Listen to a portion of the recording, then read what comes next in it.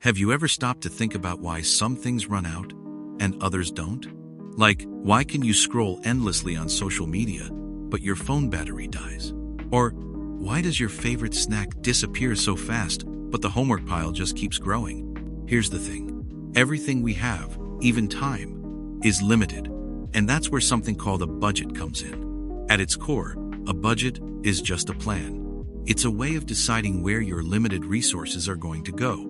Most of the time, we talk about money when we say budget. It's about knowing how much money you have and then choosing how you'll spend it, save it, or give it away. It's not about being poor or about not having enough. Instead, it's about making smart choices with what you have. Think of it like this. If you have $10, you can buy a soda, or you can save for that new game you really want. A budget helps you see those choices clearly. Humans have been dealing with limits for a very long time. Thousands of years ago, people didn't have bank accounts, but they still had to budget their harvest. If you grew grain, you had to decide how much to eat now, how much to save for winter, and how much to plant next season. If you messed up that plan, there could be big problems. The very word budget actually comes from an old French word, budget, which meant a small bag or pouch. It was literally a small bag where you kept your money, and you had to manage what was inside that bag. So, the idea of managing your resources is as old as people living together in groups. It's a fundamental part of life, helping us survive and grow. Think about it like your daily schedule. You only have 24 hours in a day, right? That's your total time budget. You have to decide how much time goes to sleep, how much to school, to homework, to chores, and yes, to hanging out with friends or playing games. If you spend too much time on one thing, you might not have enough for another. If you only play video games, you might not get your homework done. If you only do homework, you might miss out on sleep. So, you automatically budget your time, even if you don't write it down. You're making choices about how to use your limited daily hours. That's exactly what a money budget is, but for dollars instead of minutes. Knowing where your resources are going, whether it's your money, your time, or even your energy, gives you a quiet kind of power. It's not about restricting yourself, but about truly understanding what you value. When you budget, you're not just reacting to what happens. You're taking charge. You're deciding what matters most to you, and then making sure you have enough for those things. This can help you feel more calm and in control, knowing that you're living your life on purpose, rather than just letting your money or your time slip away. It's about creating a clearer path for your own future. Have you ever wanted something so much? A new game, a concert ticket, a special pair of shoes, but it felt like that thing was just too far away, too expensive. It's a common feeling. We see things we want, and often, getting them seems impossible. But what if there was a simple way to slowly, steadily bring those things closer? This is where the idea of saving money comes in. And it's much deeper than just putting coins in a jar. It's about understanding the quiet power of small steps. Think about it. Saving money is really about making a promise to your future self. It's saying, I choose to have less right now, so that I can have more of what truly matters later. This isn't about being cheap or missing out on fun today. This is about building a bridge from where you are to where you want to be. People have been saving things for a very long time, long before there was money or banks.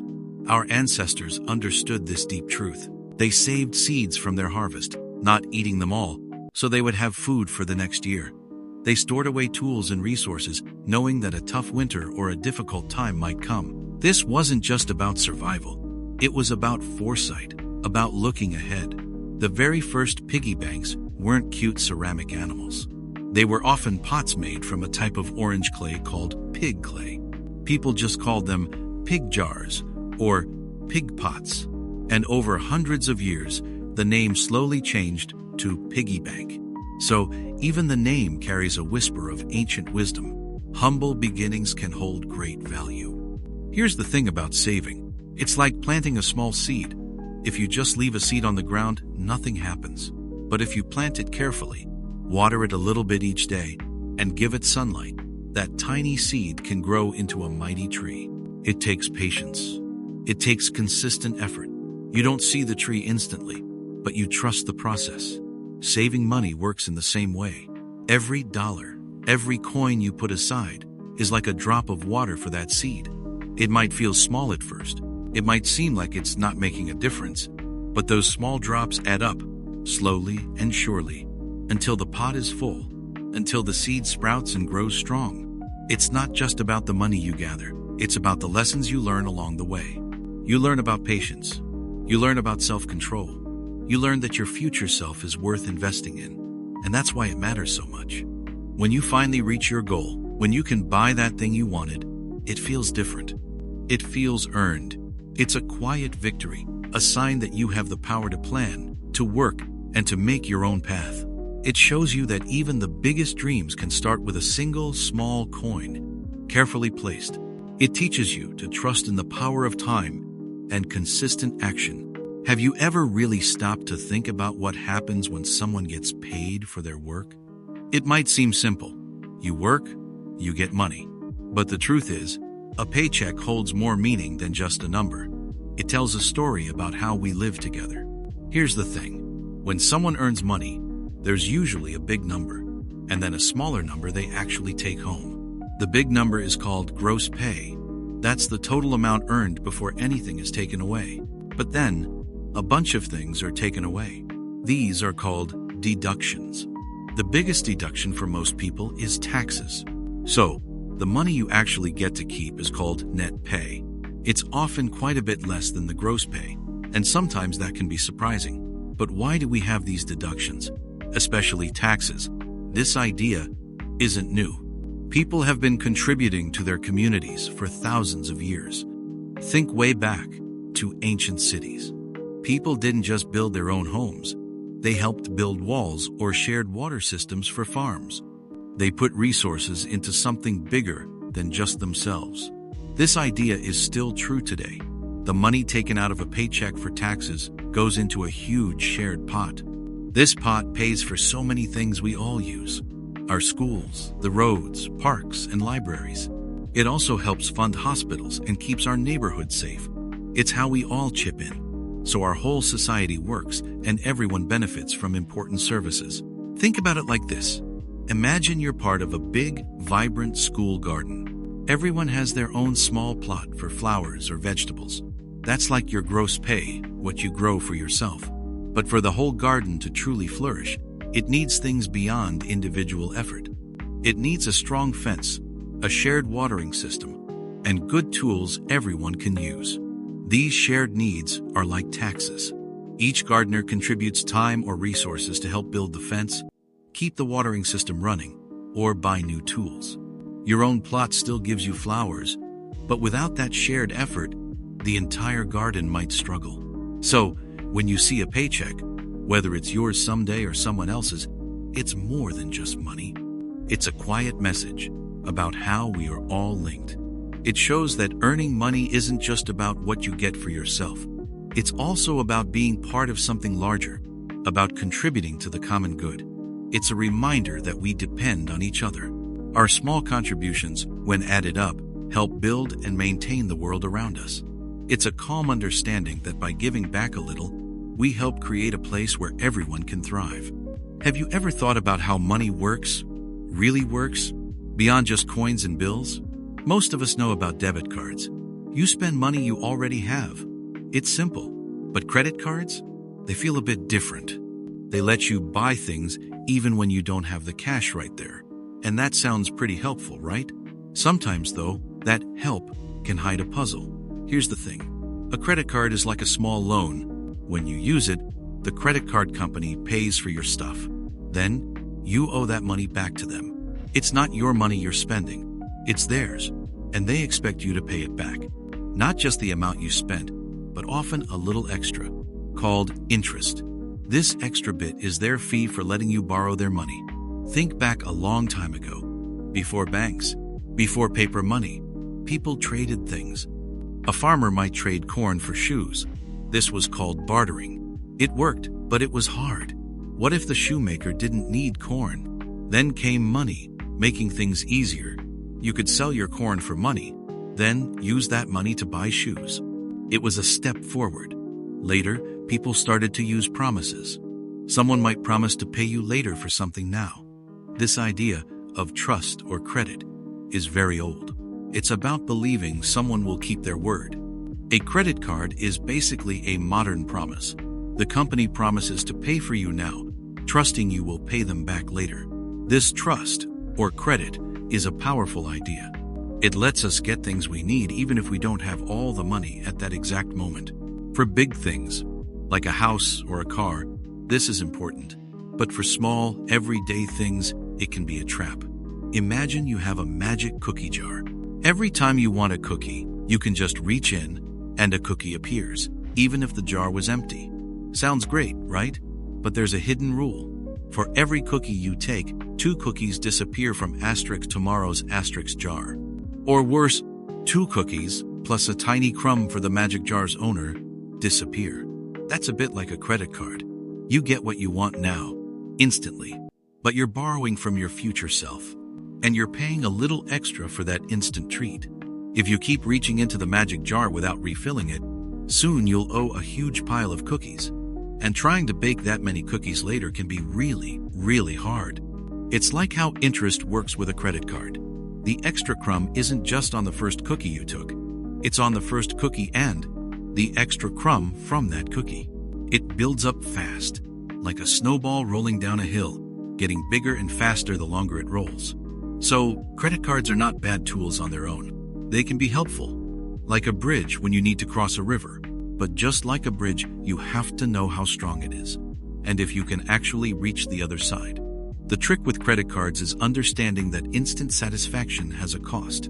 It's about more than just money. It's about patience. It's about knowing yourself.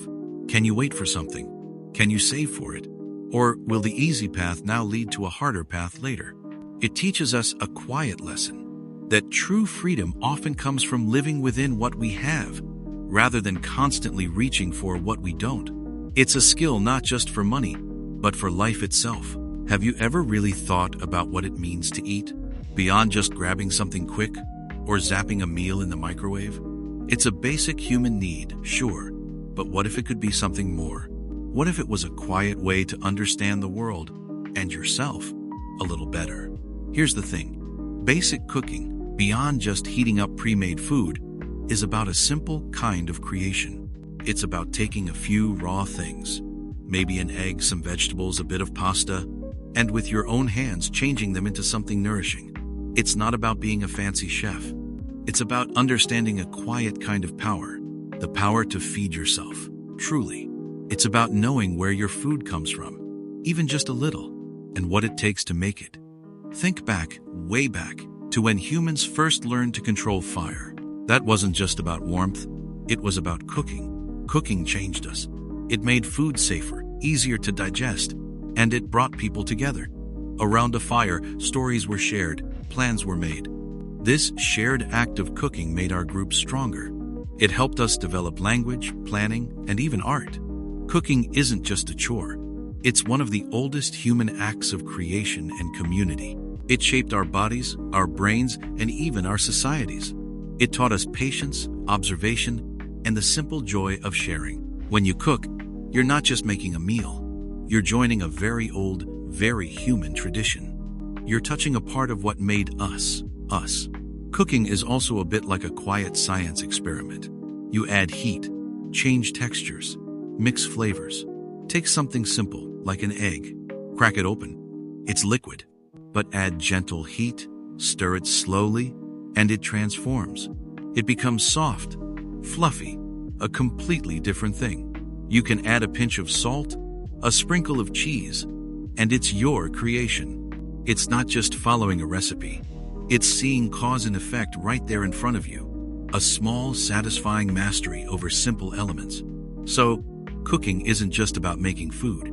It's about building a quiet kind of independence. It's about learning to care for yourself, not just in the future, but right now. When you cook, you connect with the world in a different way. You think about where ingredients come from. You appreciate the effort. It's a quiet act of respect for nature, for work, and for your own body. In a world that moves so fast, where everything often feels ready-made, learning to cook for yourself is a powerful act. It's a quiet rebellion against always being passive. It means you understand the simple effort that goes into creating something from scratch. This might work for you. Trying just one new, simple recipe a week can build confidence in ways you wouldn't expect. It shows you that small actions can lead to big changes in how you feel about yourself. It's about knowing that you can provide for yourself, not just with money, but with skill and attention. It shows you that even the most basic things, done with intention, can be truly meaningful. It's a foundational skill, yes, but it's also a gentle reminder that you hold the power to nourish yourself, body and spirit, in a world that often rushes past such simple, deep truths. Have you ever just sat there, listening? Drip, drip, drip, that steady, annoying sound of a leaky faucet? It feels small, right? Just a drop here and there. But what does that little drip really tell us? For thousands of years, humans have understood how precious water is. Think about ancient cities. They built amazing aqueducts, huge stone channels, just to bring water from miles away. Water wasn't just for drinking, it was for everything. For farming, for washing, for life itself. A single drop back then meant something. It was part of a limited vital supply. So, a leak wasn't just an annoyance. It was a visible sign of waste. A little bit of life slipping away, unnoticed. That deep respect for water, that understanding of its power, still lives in us today. We just don't always hear it in the quiet drip of a faucet. Here's the thing about a leaky faucet. It's not a mystery. It's not some random event. It's usually a simple problem with a simple fix. Most of the time, that drip means a small rubber ring called a washer inside the faucet has gotten old or worn out. It can't make a tight seal anymore. And that's why the water sneaks through. Think about it like this. Imagine you're trying to close a zipper on your coat. If just one tiny tooth is bent, the whole zipper won't close right, even if all the other teeth are perfect. That one small broken part stops everything else from working the way it should. Or, in a science class, you might learn about a small variable that can completely change an experiment's outcome. The leaky faucet is like that bent zipper tooth, or that small variable. It's a tiny imperfection causing a bigger, noticeable issue. And it reminds us that often, big problems are just a collection of small, understandable ones. When you learn to fix a leaky faucet, you're not just saving water or money. You're learning something much deeper. You're learning that the world around you, even the stuff that seems complicated, is often just a bunch of simple parts working together. When something breaks, it's not magic. It's usually one of those parts that stopped doing its job. And that's why it matters. Knowing you can take a few tools, follow some basic steps, and stop that endless drip, that's a quiet kind of power. It's a way of saying, I can understand this, and I can make it right. It takes away that feeling of helplessness. It lets you feel capable, knowing that a small, persistent problem can be met with calm, careful action. In a noisy world, there's a real peace in knowing you can bring stillness to a steady drip, not just by ignoring it, but by truly understanding it and fixing it yourself. Ever pulled your favorite t-shirt out of the dryer only to find it barely fits your arm now? That sinking feeling when something you love suddenly looks like it belongs to a much smaller person. It's shrunken. But why does this happen? It's not magic. And it's definitely not your fault for getting taller overnight. It's about understanding what your clothes are made of and how they react to heat and agitation. Think about clothes made from natural fibers, like cotton or wool. These materials are spun from tiny, intricate threads, almost like miniature, coiled springs. When these fibers get wet, they relax and swell a little. But then, when they hit hot water or the high heat of a dryer, those springs tighten up. They scrunch together, drawing the fabric in. And once they've tightened, they often stay that way, locked into a smaller shape. For a long time, centuries even, clothes were incredibly valuable. Not like today, where you can often buy a new shirt with pocket change. Back then, making clothes took immense time, skill, and resources. Every stitch, every woven thread represented hours of work. So, you had to be careful. People knew how to wash wool without turning it into a dull sweater, because ruining clothes meant a huge loss. It wasn't just about clean clothes. It was about protecting a precious investment. This deep understanding of materials and their needs was a vital life skill, passed down through generations. It taught people patience and respect for the things they owned, knowing their limitations and how to care for them properly. Here's a simple way to think about it. Imagine a long, loosely tangled piece of string. It's spread out, relaxed. Now, imagine you dip that string in water and then quickly pull it tight and hold it over a strong heat source. What happens? It shrivels, right? It gets shorter and much more compact, almost like a knot. That's a bit like what happens to those natural fibers in your clothes. The heat from the dryer, combined with the tumbling action, acts like that pulling and heating, making the fibers contract and hold that smaller, tighter shape. So, laundry isn't just a boring chore, it's a quiet lesson in the physics of everyday life, and even deeper, in the power of small details. It teaches you that every action, no matter how small, like choosing cold wash instead of hot, can have a clear, immediate reaction. It's about paying attention, about understanding the hidden rules that govern the things around us, instead of just pushing buttons. And this idea stretches far beyond the laundry room. Think about how you treat your responsibilities, or a project for school. If you rush through it without paying attention to the details, the product might shrink, becoming less than it could have been. In a world that often rushes us, the simple act of doing laundry, and doing it right, reminds us to slow down, to observe, to respect the nature of things. It's about the wisdom found in care, in patience, and in understanding, even when it comes to a load of clothes. Have you ever walked into a huge grocery store, maybe with your parents, and felt a bit lost in all the aisles? There are so many choices, so many colors, and bright lights. It can feel like a friendly, helpful place, and it is in many ways. But here's the thing. A grocery store isn't just a place to pick up food. It's a carefully designed world, built to gently guide your decisions, often without you even realizing it. Think about it this way. For most of human history, getting food was a very direct thing. People hunted, gathered, or grew their own crops. They traded with neighbors. You knew where your food came from. If you needed apples, you went to the apple tree, or you traded with someone who had one. There wasn't a giant building filled with thousands of different apple products, all screaming for your attention. This old way of getting food taught people a simple lesson. You only took what you needed, and you understood the effort it took to get it. But now, our food comes from far away, often processed and packaged, and it waits for us under fluorescent lights. The way we shop today is a newer kind of skill, one we don't always learn in school. Smart grocery shopping isn't just about finding sales or using coupons, though those things can help. It's about understanding that hidden language of the store itself. It's about being aware of how the music, the smells, the placement of items, and even the layout of the aisles can influence what you put in your cart.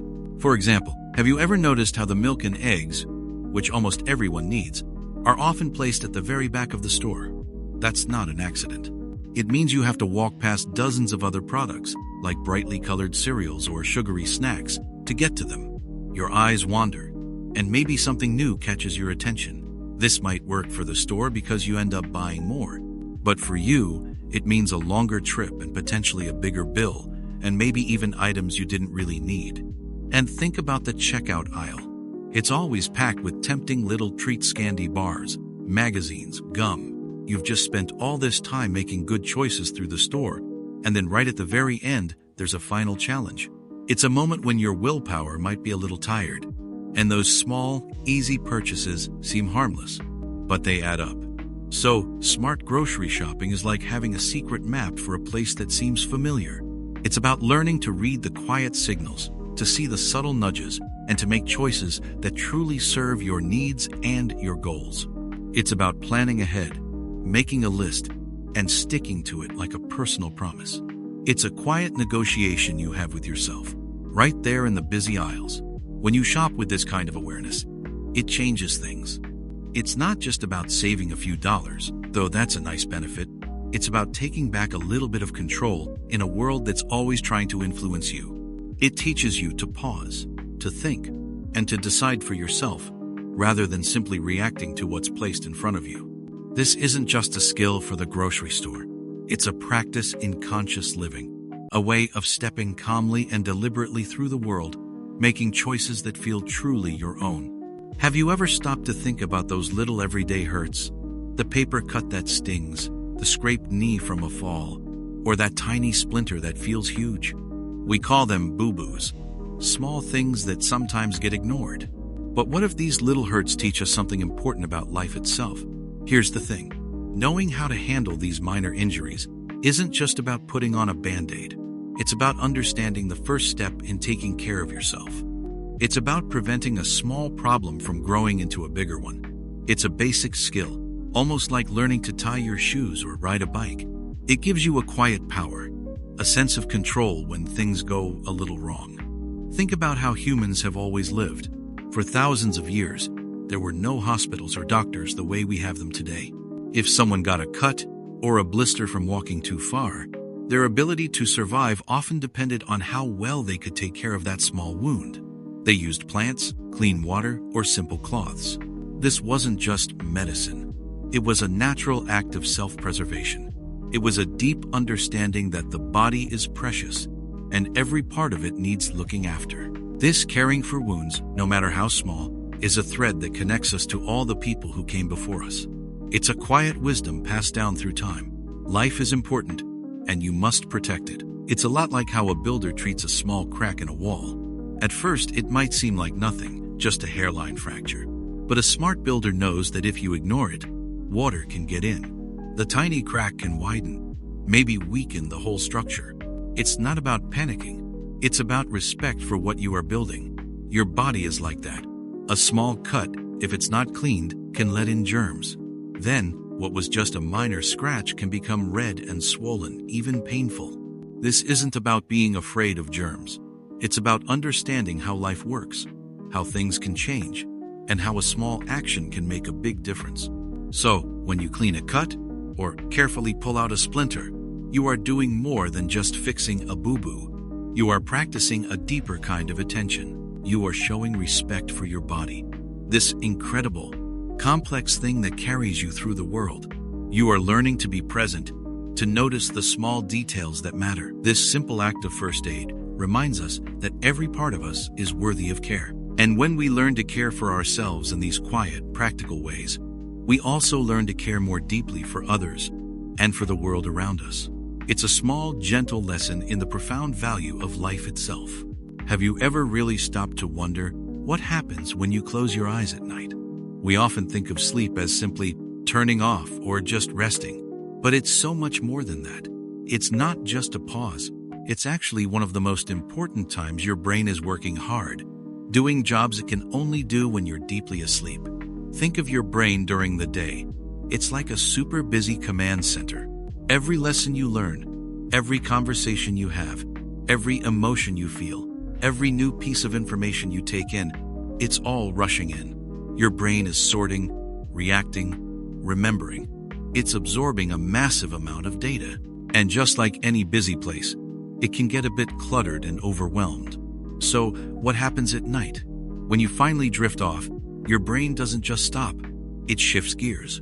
It moves into a different, equally vital mode of operation.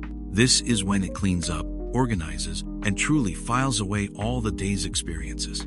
It's like a highly efficient night crew comes in to make sense of the chaos. Your brain strengthens the connections between neurons, which are the tiny cells that send messages. It decides what new information needs to be kept and what can be let go.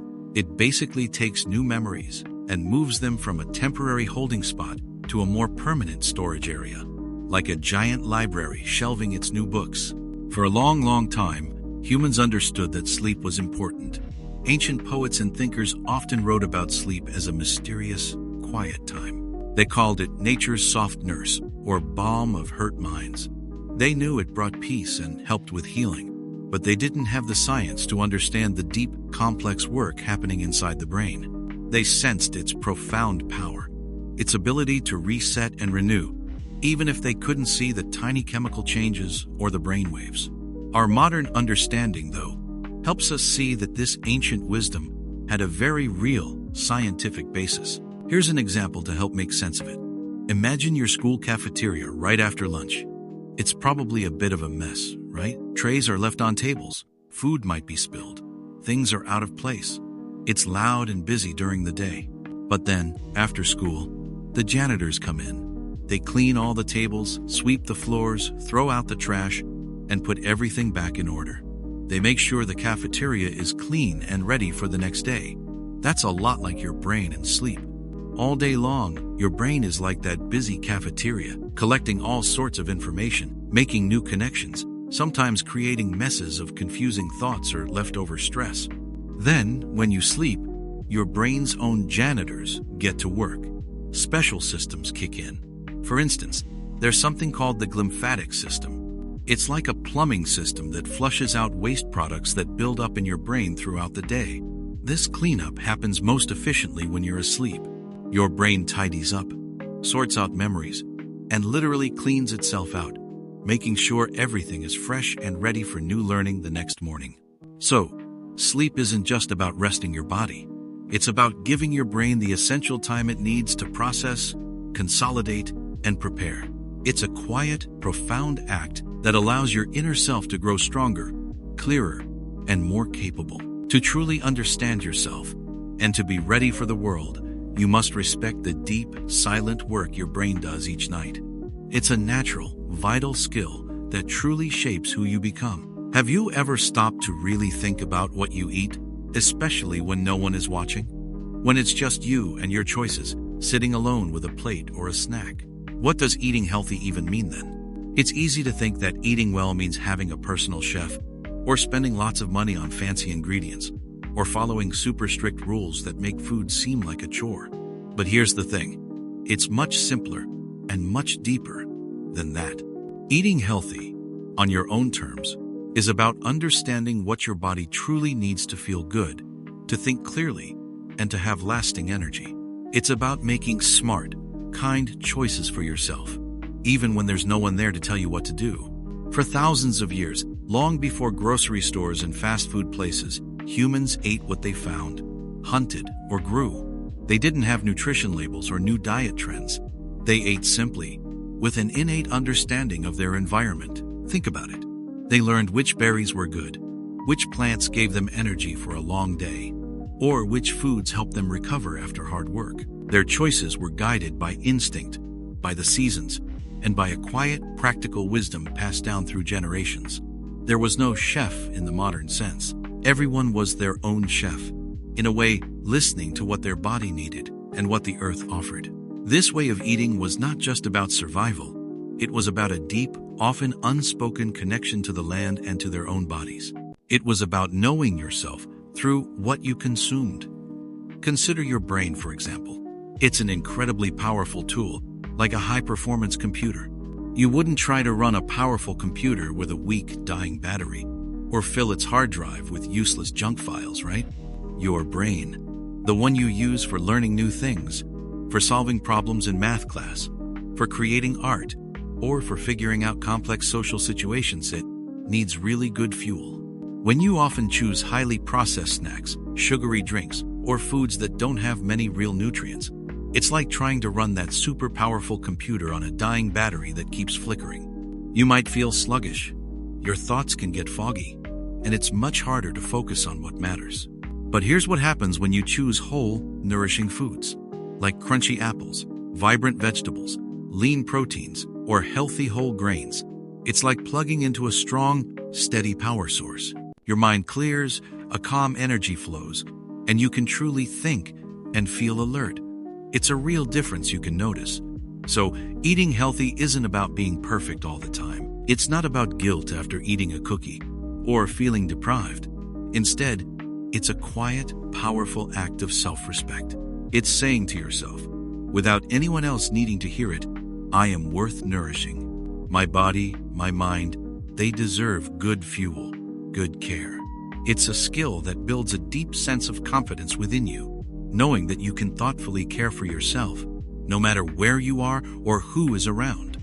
It's about finding that ancient, quiet wisdom within yourself, listening to what your own body whispers it needs, not just what someone else tells you. And when you do that, when you choose what truly serves you, you build a kind of inner strength, a calm understanding that you are capable and that you are taking good, quiet care of the most important you there is.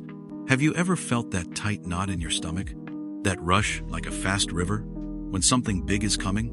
Maybe it's a test, or a game, or even just a difficult conversation you need to have. That feeling, that overwhelming wave, is often what we call stress. It's not just a bad feeling. Stress is actually your body's ancient alarm system. For thousands of years, this system helped our ancestors run from danger, like a tiger or a falling rock. It sends a message. Get ready. Something important is happening. Your heart beats faster. Your breath gets quicker. Your senses sharpen. This can be good when you need to act fast. But here's the thing. Today, our tigers are often things like homework deadlines, social pressure, or big decisions. And our bodies still react in the same old way. People have thought about this feeling for a very long time. Thousands of years ago, ancient thinkers, like the Stoics in Greece and Rome, talked about how we react to life's troubles.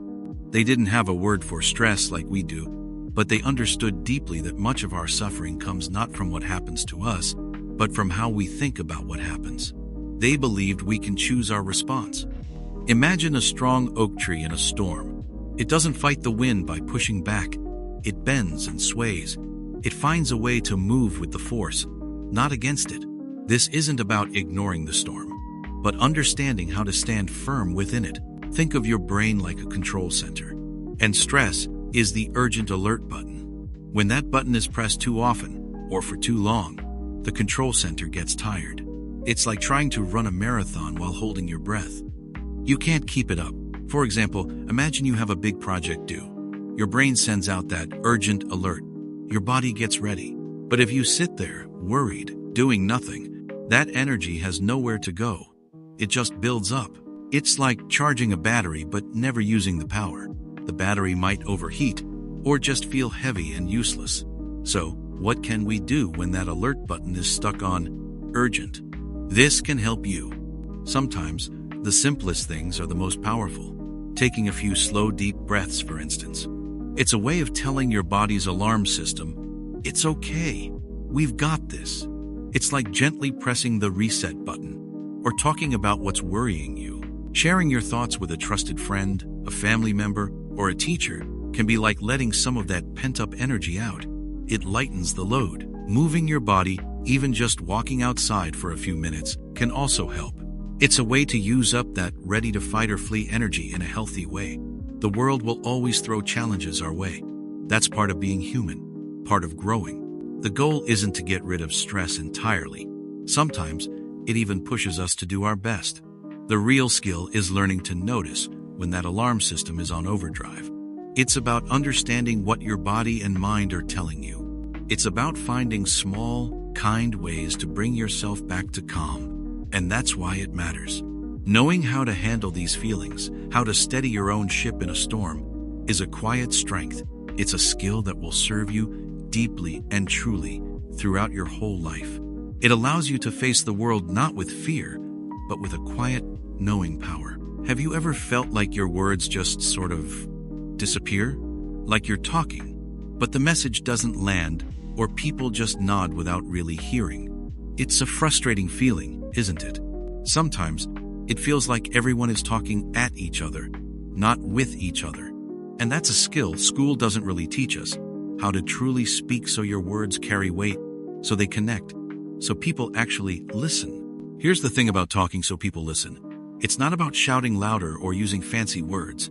It's about something much deeper. It's about respect and clarity and being present. Think about it. When you're trying to share an idea or explain how you feel, what really matters? It's not just the information itself.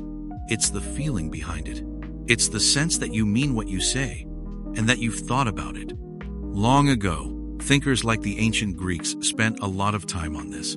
They understood that a good speaker wasn't just someone who could talk a lot. It was someone who knew their topic well, who understood the people they were talking to, and who spoke with a clear heart. They believed that when you spoke, your character, your feelings, and your logic all worked together. It was a kind of inner balance that showed through your words. It was about speaking from a place of genuine understanding, not just trying to win an argument. Think about how a good storyteller captures your attention. They don't just list facts. They paint a picture with their words. They use their voice, their pauses, and their energy. Imagine you're trying to tell your friend about a really cool thing you saw online, maybe a new game or an amazing science discovery. If you just rush through it, mumbling, your friend might just nod politely. But if you take a breath, look them in the eye, and share why it excited you, using clear, simple words and a voice that shows your interest, your friend is much more likely to lean in and truly hear you. They'll catch your excitement, not just your words.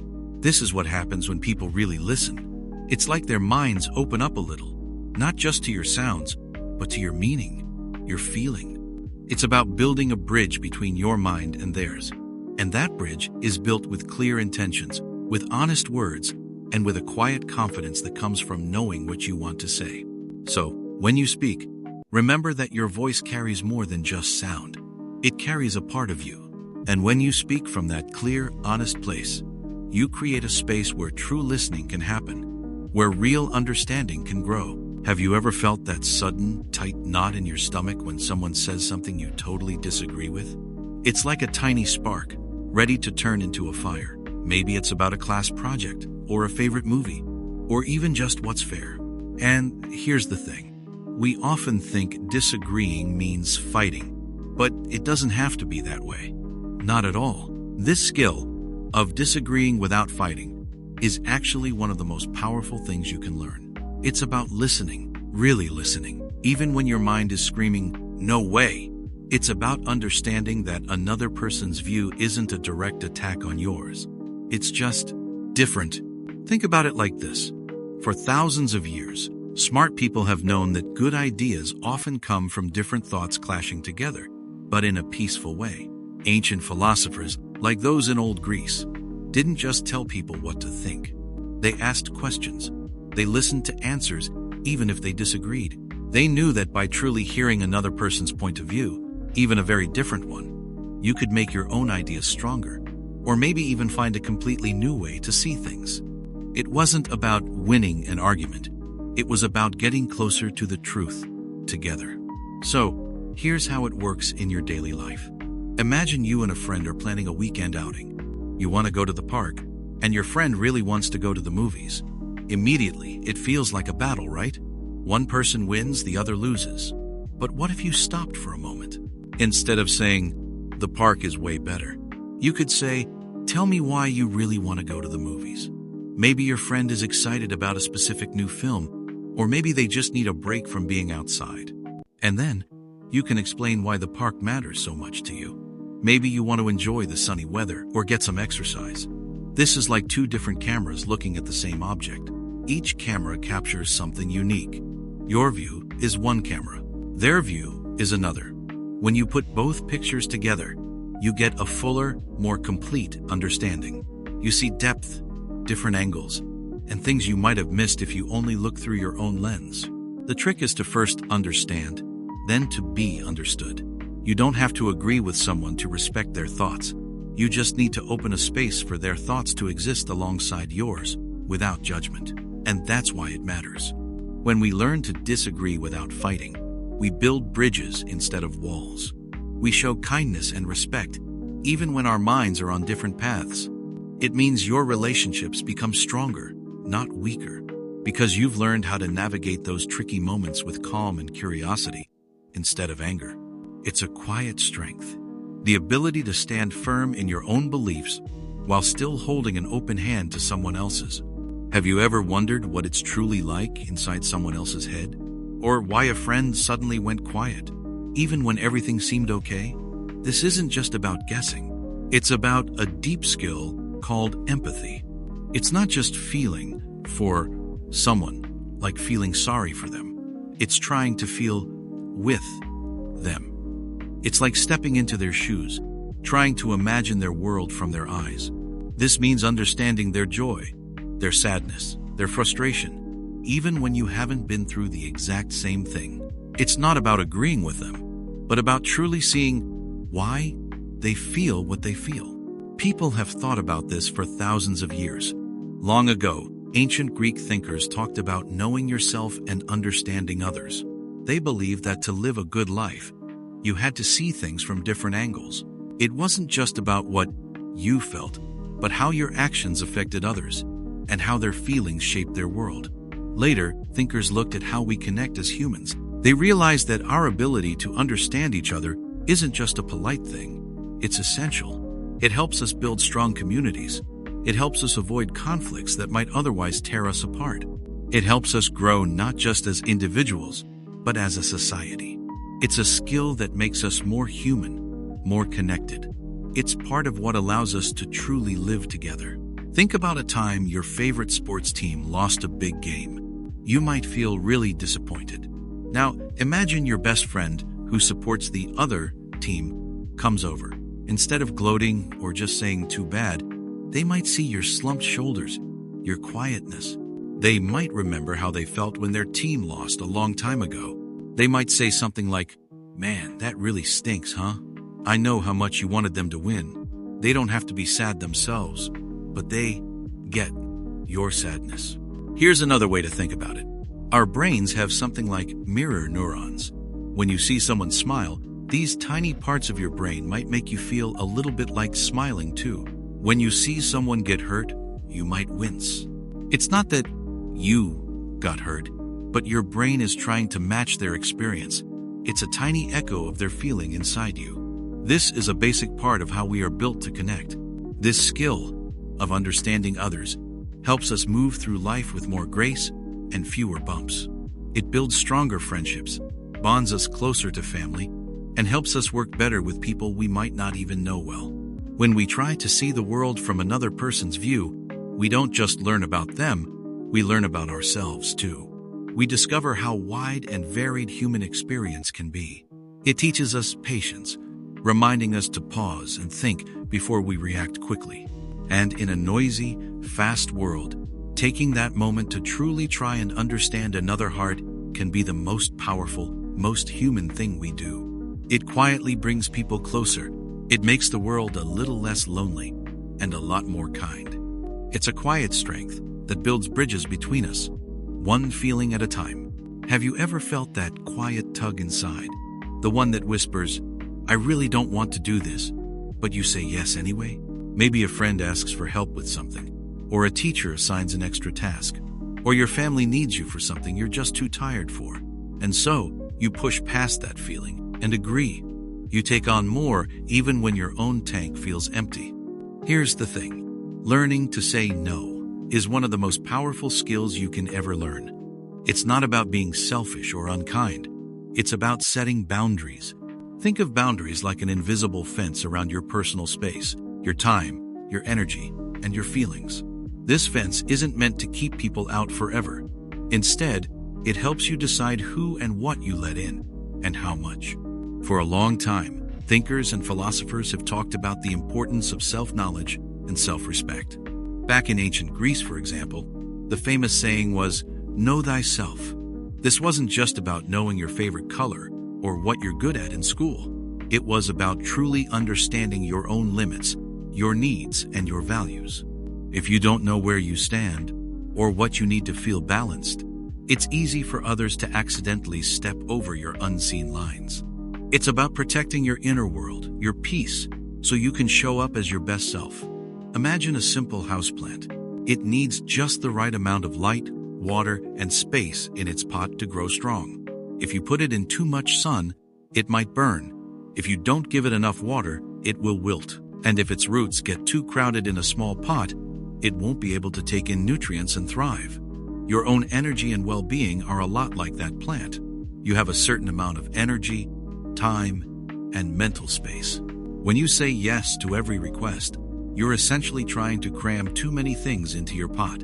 You might end up feeling burnt out, wilted, or just too crowded to truly grow and feel good about yourself. Saying no sometimes is like giving your plant the right pot size, or moving it to the perfect spot by the window. It lets you have enough room and resources to flourish. This isn't about pushing people away. It's about creating space for yourself to breathe, to think, and to recharge. When you learn to set these boundaries, you're not just protecting yourself. You're also teaching others how to treat you with respect. And in a strange way, it makes your yes mean so much more. When you agree to something after truly considering it, your commitment is stronger, more genuine. You're not agreeing out of obligation or fear of disappointing someone. You're agreeing because you genuinely want to, and that makes all the difference. It helps build relationships that are honest and real, based on true respect for everyone involved. Have you ever been in a group project at school where everyone had different ideas, and it felt like you were all trying to paddle a boat in different directions? You might have wondered why something that seems so simple, just working together, can sometimes feel so incredibly difficult. Here's the thing about working with others. It sounds great on paper. More hands, more ideas, right? But the truth is, working with a team, even a good one, is often really hard. It's not just about having different ideas. It's about different ways of seeing the world, different ways of doing things, and different ways people even think about what a team means. For thousands of years, people have tried to figure out why working together, even when it's good for everyone, can still feel so difficult. It comes down to something very simple and very deep. We are all different. We see the world through our own eyes. Those eyes have seen different things, learned different lessons, and picked up different habits. One person might be a quick decision maker who likes to get things done fast, while another needs time to think things over carefully before moving forward. One might prefer to plan every single step, while another likes to just jump in and see what happens, figuring things out as they go. These differences aren't bad. In fact, they can be really helpful, but they can also create a lot of friction. It's like everyone has their own rhythm, their own inner music, and trying to get them all to dance to the same beat can be a real challenge. Think about a really big, complex machine, like a car engine. It has hundreds of parts, all designed to work together perfectly. The spark plugs fire, the pistons move, the gears turn. When everything is in sync, the car runs smoothly, getting you where you need to go. But what happens if just one tiny sensor sends the wrong signal? Or if one part is slightly out of alignment? The whole system can sputter, cough, or even stop entirely. People are much more complex than car parts. We have feelings, opinions, and habits. We carry our own worries and our own strengths into every interaction. So, when a group of us tries to create something together, like a science project, or even just deciding what movie to watch, or which game to play after school, it's like trying to get a bunch of independent mini-engines to work as one big, powerful engine. Everyone has their own engine speed, their own fuel type, and sometimes their own idea of where the car should even be going. It's easy to get frustrated when things don't go smoothly in a team. You might think, it would be easier if I just did this myself. And sometimes for that moment, maybe it would be. But here's what truly matters: understanding why it's hard. It's not a failure of the team or a failure of you if things get bumpy. It's just the natural challenge of combining unique human beings, each with their own inner world, their own history, and their own hopes. Learning to navigate these differences, to really listen when someone thinks differently, to find ways to compromise without losing your own voice, and sometimes just to be patient when progress is slow, is a skill that helps you not just in school projects, but in every part of your life. It teaches you about people, about yourself, and about the deep, often messy, but always important art of being together. It builds a kind of quiet strength, a calm understanding of how the world really works when people try to build something bigger than themselves. And that kind of strength is truly valuable. Imagine you're in a new place, maybe a big city you've never visited, or a huge national park far from anything familiar. You pull out your phone, ready to open a map app. But then, nothing, no signal. Your battery is dead. What do? Do you panic? Or do you look around? Here's the thing. For most of human history, people didn't have screens to tell them where to go. They had to figure it out. This skill of finding your way around isn't just about reading a paper map, though that definitely helps. It's about paying attention. It's about noticing how the sun moves across the sky throughout the day. It's about remembering landmarks, that weird shaped tree, the bright blue house with the big porch, the way the road curves after the big hill. It's about slowly, bit by bit, building a map in your mind. Think about the sailors who crossed vast oceans centuries ago. They didn't have GPS. They used the stars. They learned the constellations, knowing that Polaris, the North Star, always stayed in the same spot in the northern sky. They felt the ocean currents against their ship. They watched the wind patterns. Indigenous people all over the world still pass down incredible knowledge about navigating just by observing nature. They know which moss grows on which side of a tree in their forest, or how certain plants only grow in certain directions. This isn't magic or some hidden secret. It's deep observation. It's understanding that the world itself is a kind of map, if you know how to read its signs. It connects us to a really old part of being human, a part that relied on sensing and connecting with the environment, not just swiping on a screen. So, how do you build that mental map in your own brain? Think about your own neighborhood. You probably know it really well, right? You don't need GPS to walk to a friend's house a few blocks away. You just know the turns. You remember the shortcut through the park. You know where the corner store is, or that specific mailbox with the funny drawing on it. This isn't just simple memorization. It's like your brain is slowly piecing together a giant puzzle, connecting different locations, understanding distances, and figuring out directions without even thinking about it. Every time you walk or bike somewhere without looking at your phone, you're practicing this valuable skill. You're building a deeper understanding of your surroundings.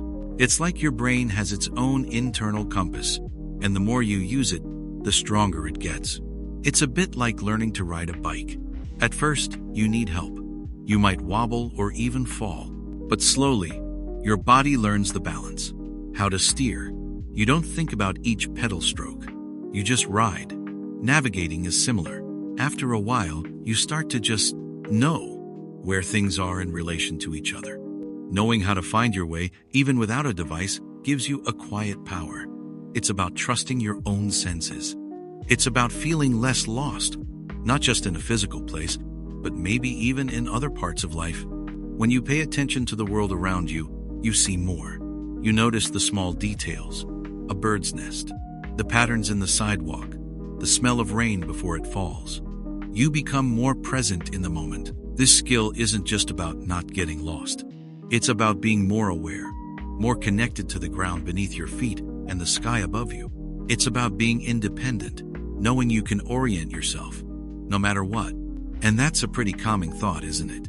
It means you carry a kind of map inside you, always ready, always real. Have you ever felt like there just isn't enough time? Like there are so many things to do. Homework, chores, sports, video games, seeing friends, and the clock just keeps spinning no matter how fast you try to go? It's a feeling most of us know. And here's the thing. We all get the exact same amount of time each day. 24 hours. No more, no less. So, the trick isn't about finding more time. It's about how we choose to use the time we already have. This idea of managing your time isn't new. People have been thinking about it for thousands of years. Think about ancient Roman thinkers, like a philosopher named Seneca. He lived a long, long time ago, but he wrote about time in a way that still makes sense today. Seneca believed that time is our most valuable possession, more valuable than gold, more valuable than land, more valuable than anything you could ever own. Why? Because once time is gone, you can never get it back. You can earn more money, but you can't earn more minutes. So, for Seneca, wasting time was like throwing away something truly precious. He thought we often rush through life, not really thinking about where our minutes are going. But he wanted people to slow down, to notice, and to decide carefully what they wanted to do with their limited time. Here's how it works in your daily life. Imagine you have a big clear jar, and next to it, you have some large rocks, some pebbles, and a pile of sand. The large rocks are your most important tasks, like finishing that science project that's due soon, or studying for a math test. The pebbles are things that are still important, but maybe not as urgent, like doing your daily chores or practicing your instrument. And the sand? That's all the small stuff, like checking social media, watching a quick video, or just looking out the window.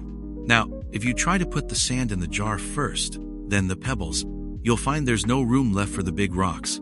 They just won't fit. But if you put the big rocks in first, the most important things, you'll find that the pebbles can easily fit around them. And then the sand can fill in all the tiny spaces that are left. This is a simple way to think about your time. If you spend all your time on the sand, the small, easy distractions, you'll never have enough room or energy for the big rocks, the things that truly matter for your future or your peace of mind. But if you make sure the big rocks are taken care of first, everything else tends to fall into place. Managing your time isn't about being perfect or working every single second. It's about being mindful. It's about choosing what truly matters to you in that moment, in that day, in that week. It means sometimes saying no to the sand so you can say yes to the big rocks. And that's why it matters. Because when you start to really understand where your time goes, and when you start to make choices about it, you begin to feel less rushed, less stressed. You gain a quiet sense of control. It's like living your life on purpose, one moment at a time, instead of just letting time happen to you. And that feeling, that deep calm of knowing you're steering your own ship, is a powerful thing to carry with you. Have you ever stopped to really think about what you believe and why? It's a quiet question, but a powerful one. Every day, we take in so much information, especially online. It comes at us from all sides. Videos, posts, articles, friends sharing things. And here's the thing. Not all of it is true. Sometimes, what looks like real news is actually fake news. And spotting it is a skill we all need. So, what exactly is fake news? It's not just a mistake or someone getting a fact wrong by accident. No, fake news is information that's made up or twisted on purpose to fool you. Someone creates it hoping you'll believe it, share it, and perhaps even change your mind about something important. They might want you to feel angry or scared or excited. It's like a story dressed up in a costume, pretending to be something it's not. This idea of trying to influence people with false stories isn't new at all. Humans have been doing it for thousands of years. Think about ancient times. A powerful leader might have spread rumors about an enemy to make their own people feel stronger. Or perhaps a merchant would tell a grand, untrue tale about their goods to make more sales. Philosophers, wise thinkers from long ago, often talked about how tricky it is to know what's real. They knew that if someone could control what you believed, they could also control what you did. It's about power in a quiet, invisible way. The tools change, from whispers to newspapers to social media feeds, but the basic human desire to sway others remains. Now, let's think about something you might see online. Imagine you scroll past a headline that says, "Eating chocolate makes you instantly fluent in any language." Sounds amazing, right? Maybe you love chocolate, and the idea of learning French just by eating a candy bar is super appealing. Your brain might even want to believe it because it's exciting. But then, if you stop for a second and think, does that really make sense? Where did this idea come from? Is it from a reliable source, like a science journal, or just a random blog? This is where your mind steps in. You might ask, if this were true, wouldn't everyone be speaking multiple languages already? That little spark of doubt, that moment of asking why, is the beginning of spotting fake news. The story makes you feel good, but it doesn't stand up to a gentle poke. Learning to spot fake news isn't about being cynical or not trusting anyone. Instead, it's about becoming a thoughtful explorer of information. It's about remembering that your mind is powerful, a place where you get to decide what truly settles in and becomes part of your understanding of the world. Each time you question a claim, each time you seek out more than one source, you're building a stronger sense of what is real. It's a journey of quiet strength, where your own clear thought becomes your best guide in a noisy world. Have you ever faced a problem where no clear path showed itself? Maybe you were working on a school project, and the instructions just stopped. Or you needed to fix something at home, and there wasn't a YouTube video to guide you. Here's the thing. Life isn't always a multiple choice test. Sometimes, there are no easy A, B, or C answers.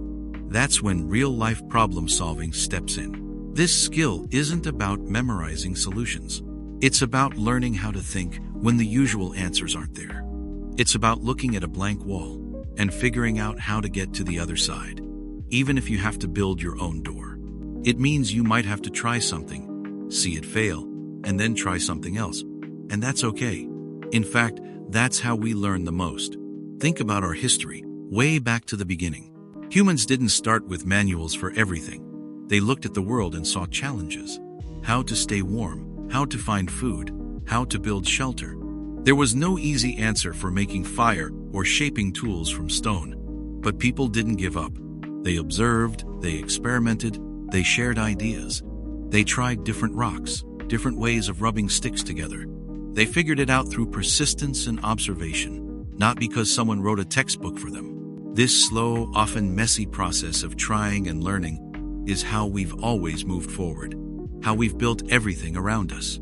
It's a very human way of being. Imagine you're out on a hike and a storm unexpectedly rolls in. Your map gets soaked and rips. Your phone battery dies. You realize you're a bit lost, and the trail markers are hard to see through the rain. There's no one around to ask, what do? You could panic, or you could stop, take a deep breath, and start looking at the bigger picture. You might remember the direction the sun was in before the clouds came, or notice how the water is flowing downhill, which might lead to a road. You might look for the tallest trees to climb a little way and see if you can spot a landmark. There's no single right answer, no instruction manual for lost in a storm.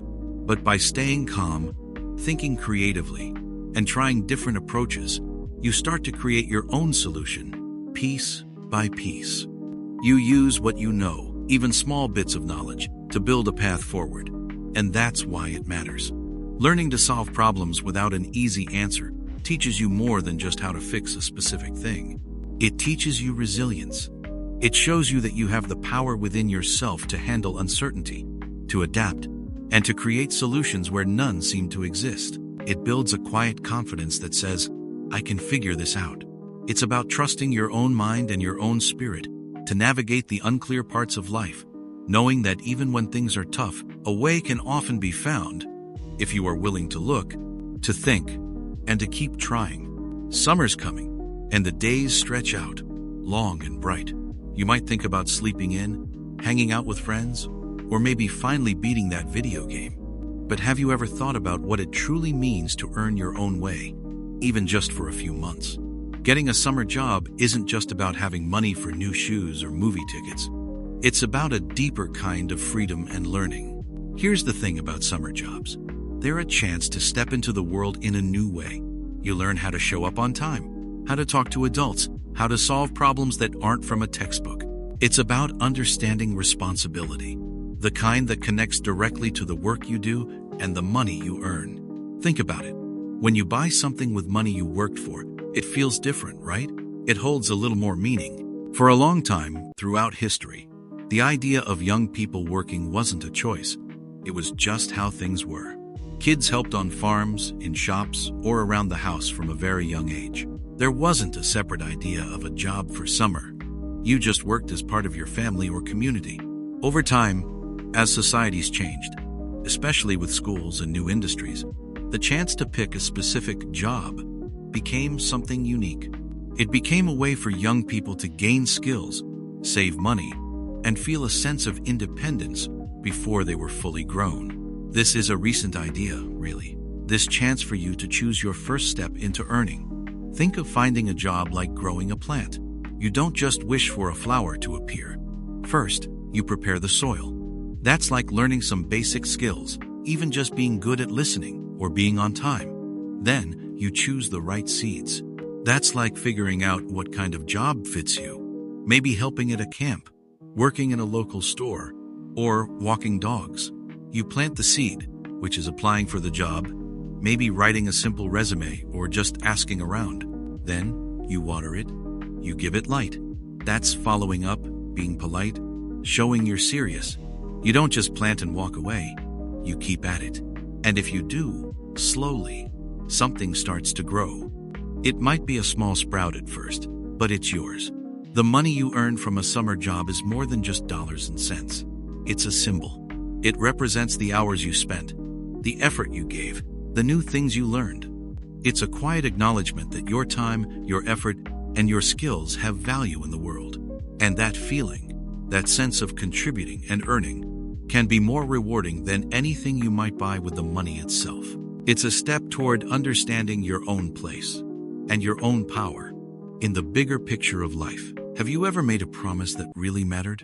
Maybe to a friend or to your parents? Something you felt a strong need to keep? That feeling, that bond, is actually a lot like what we call a contract. So, here's the thing. A contract is simply an agreement. But it's more than just a casual agreement. It's a serious promise, one that people expect to be kept. It's a way for people to say, we both agree to this, and we both will do our part. Think of it as a set of rules two or more people create for themselves. Rules they promise to follow. And if someone doesn't follow those rules, there can be consequences. For a very long time, even before there were written laws or fancy lawyers, humans understood the idea of contracts. Imagine ancient times. Someone might trade a basket of berries for a sharp stone axe. They didn't write anything down, but the understanding was clear. I give you berries, you give me axe. If one person didn't hold up their end, trust would break. The whole group would suffer. This simple idea, this understanding that agreements must be honored, built the very foundation of how societies work. It's how people learned to trust each other enough to build villages, then towns, then entire nations. It's about creating order from what could be chaos. Let's think about something you might do every day. Say you agree to walk your neighbor's dog every afternoon for a week. And in return, your neighbor promises to pay you $20 at the end of the week. That's a kind of contract. You both have expectations. You expect to get paid if you walk the dog. Your neighbor expects the dog walked if they pay you. It's not written down, but it's a real agreement. Now, imagine if you don't walk the dog, or your neighbor doesn't pay. Someone feels let down. Trust gets broken. Understanding contracts, even the simple, unwritten ones, is super important. It helps you know your rights. It helps you know what you are responsible for. It protects you from being taken advantage of. And it helps you avoid accidentally making promises you can't or don't want to keep. It's about being clear, being fair, and being dependable. In a way, life itself is full of these agreements. From buying a snack at the store to joining a sports team, you are constantly entering into spoken or unspoken contracts. Each time, you are trusting others, and they are trusting you. Learning about contracts isn't just about legal papers. It's about understanding how we build trust in our lives. It's about the deep value of keeping your word. It shows respect for yourself and for other people. And that's why it matters so much. Do you ever stop and really think about the invisible lines we draw around ourselves in the real world? Like how you choose who gets to sit at your lunch table, or who you share a secret with. Online, those lines are often blurry, and sometimes they just disappear. We put parts of ourselves out there every single day. It's like leaving little bits of your story, your thoughts, your pictures, floating in the digital air. Protecting your information online means understanding what those bits are and who truly gets to see them. It's about being the quiet guardian of your own digital self. For hundreds of years, maybe even thousands, people kept things safe by simply locking them away. Think of a family secret, a special jewel, or a private letter hidden in a box. The idea was simple. If something was valuable, you protected it. It wasn't just about things you could touch, but also about knowledge and stories. Back then, if you wanted to know about someone, you usually had to talk to them, or to someone who knew them well. There was no instant search, no huge public record. Privacy was often just a natural part of life, given by distance or silence. But here's the thing. Now, information itself is incredibly valuable. Your personal data, like your name, your address, what you like to do, what you search for, this is gold in the modern world. With just a few clicks, so much about us can be found. It can feel like the whole world is suddenly standing on your front porch, peeking through the windows. Imagine your own home. It's your space, right? You decide who comes inside, who sees your things, who knows what's going on in each room. You lock your doors at night. You pull the curtains closed when you want privacy. Your online life is actually a lot like a digital home. Your social media profiles, your posts, your messages, These are like the rooms, the windows, the conversations happening inside. If you leave the front door wide open, or all the curtains permanently pulled back, anyone can walk in. And some people might not have good intentions. They might want to take something that belongs to you, or look at things they shouldn't, or even pretend to be you to trick others. So, it's about deciding what parts of your digital home are public for everyone and what parts are private, just for you and the people you truly trust. This idea of protecting your information online goes beyond just remembering passwords or clicking the right privacy settings. It's much deeper than that. It's about understanding which pieces of yourself you share with the world and why. It's about quietly building a conscious awareness of your digital footprint, that unique trail you leave behind every time you're online. Every post you make, every comment you type, every photo you share, it all adds up to create a story about you. You, and only you, get to be the author of that story. You decide what chapters are public for all to read and what remains close to your heart, safely tucked away. In a world that sometimes feels like it demands we share everything, choosing what to keep private can be an act of quiet strength. It's about truly knowing your own value and gently protecting the precious, unique person that you are, both online and off. And that's why it matters so much. Have you ever thought about the marks we leave behind? Not just footprints in the sand, which soon disappear, but something less visible, yet far more lasting? Online, every click, every search, every photo you share, it all adds up. It creates what we call a digital footprint. Think of it like a trail of digital breadcrumbs you leave as you move through the internet. It's simply everything you do and say on the internet. Every time you visit a website, send a message, or even just watch a video, you're adding to this trail. Humans have always left marks. Ancient people carved pictures on cave walls. Later, folks wrote letters, which could last for hundreds of years. People even carved their names into trees. These were all ways to say, I was here. They were a kind of footprint in time. But here's the thing. Those old marks needed physical things like stone or paper to last. Our digital marks are different. They exist in a vast, invisible space, and they can last a very, very long time. Imagine you're walking on a muddy path. Every step leaves a print. Now imagine those prints never washing away, never fading. And imagine that every time you stop to look at something or pick something up, that also leaves a mark. Your digital footprint is a lot like that. When you click a like button, it's like a small print. When you post a picture, it's a bigger one. These prints aren't just for you to see. They can be seen by others. They can be tracked. It's like a story being written about you, one little action at a time. Every game you play, every video you stream, every comment you write, it's all part of this story. Companies might use this information to show you ads. Other people might find it when they search for you. What you put out there can tell a lot about who you are, what you care about, and even what you might do next. So, this footprint, it becomes part of your identity online. It's a reflection of you. It shapes how the world, both people and programs, sees you. This isn't about being scared. It's about being aware.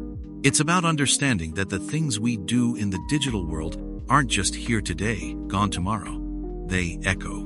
They linger. Think of the internet like a huge, invisible library. Every action you take adds another book, another page, another tiny note to your section. When you act online, you're not just doing something in the moment.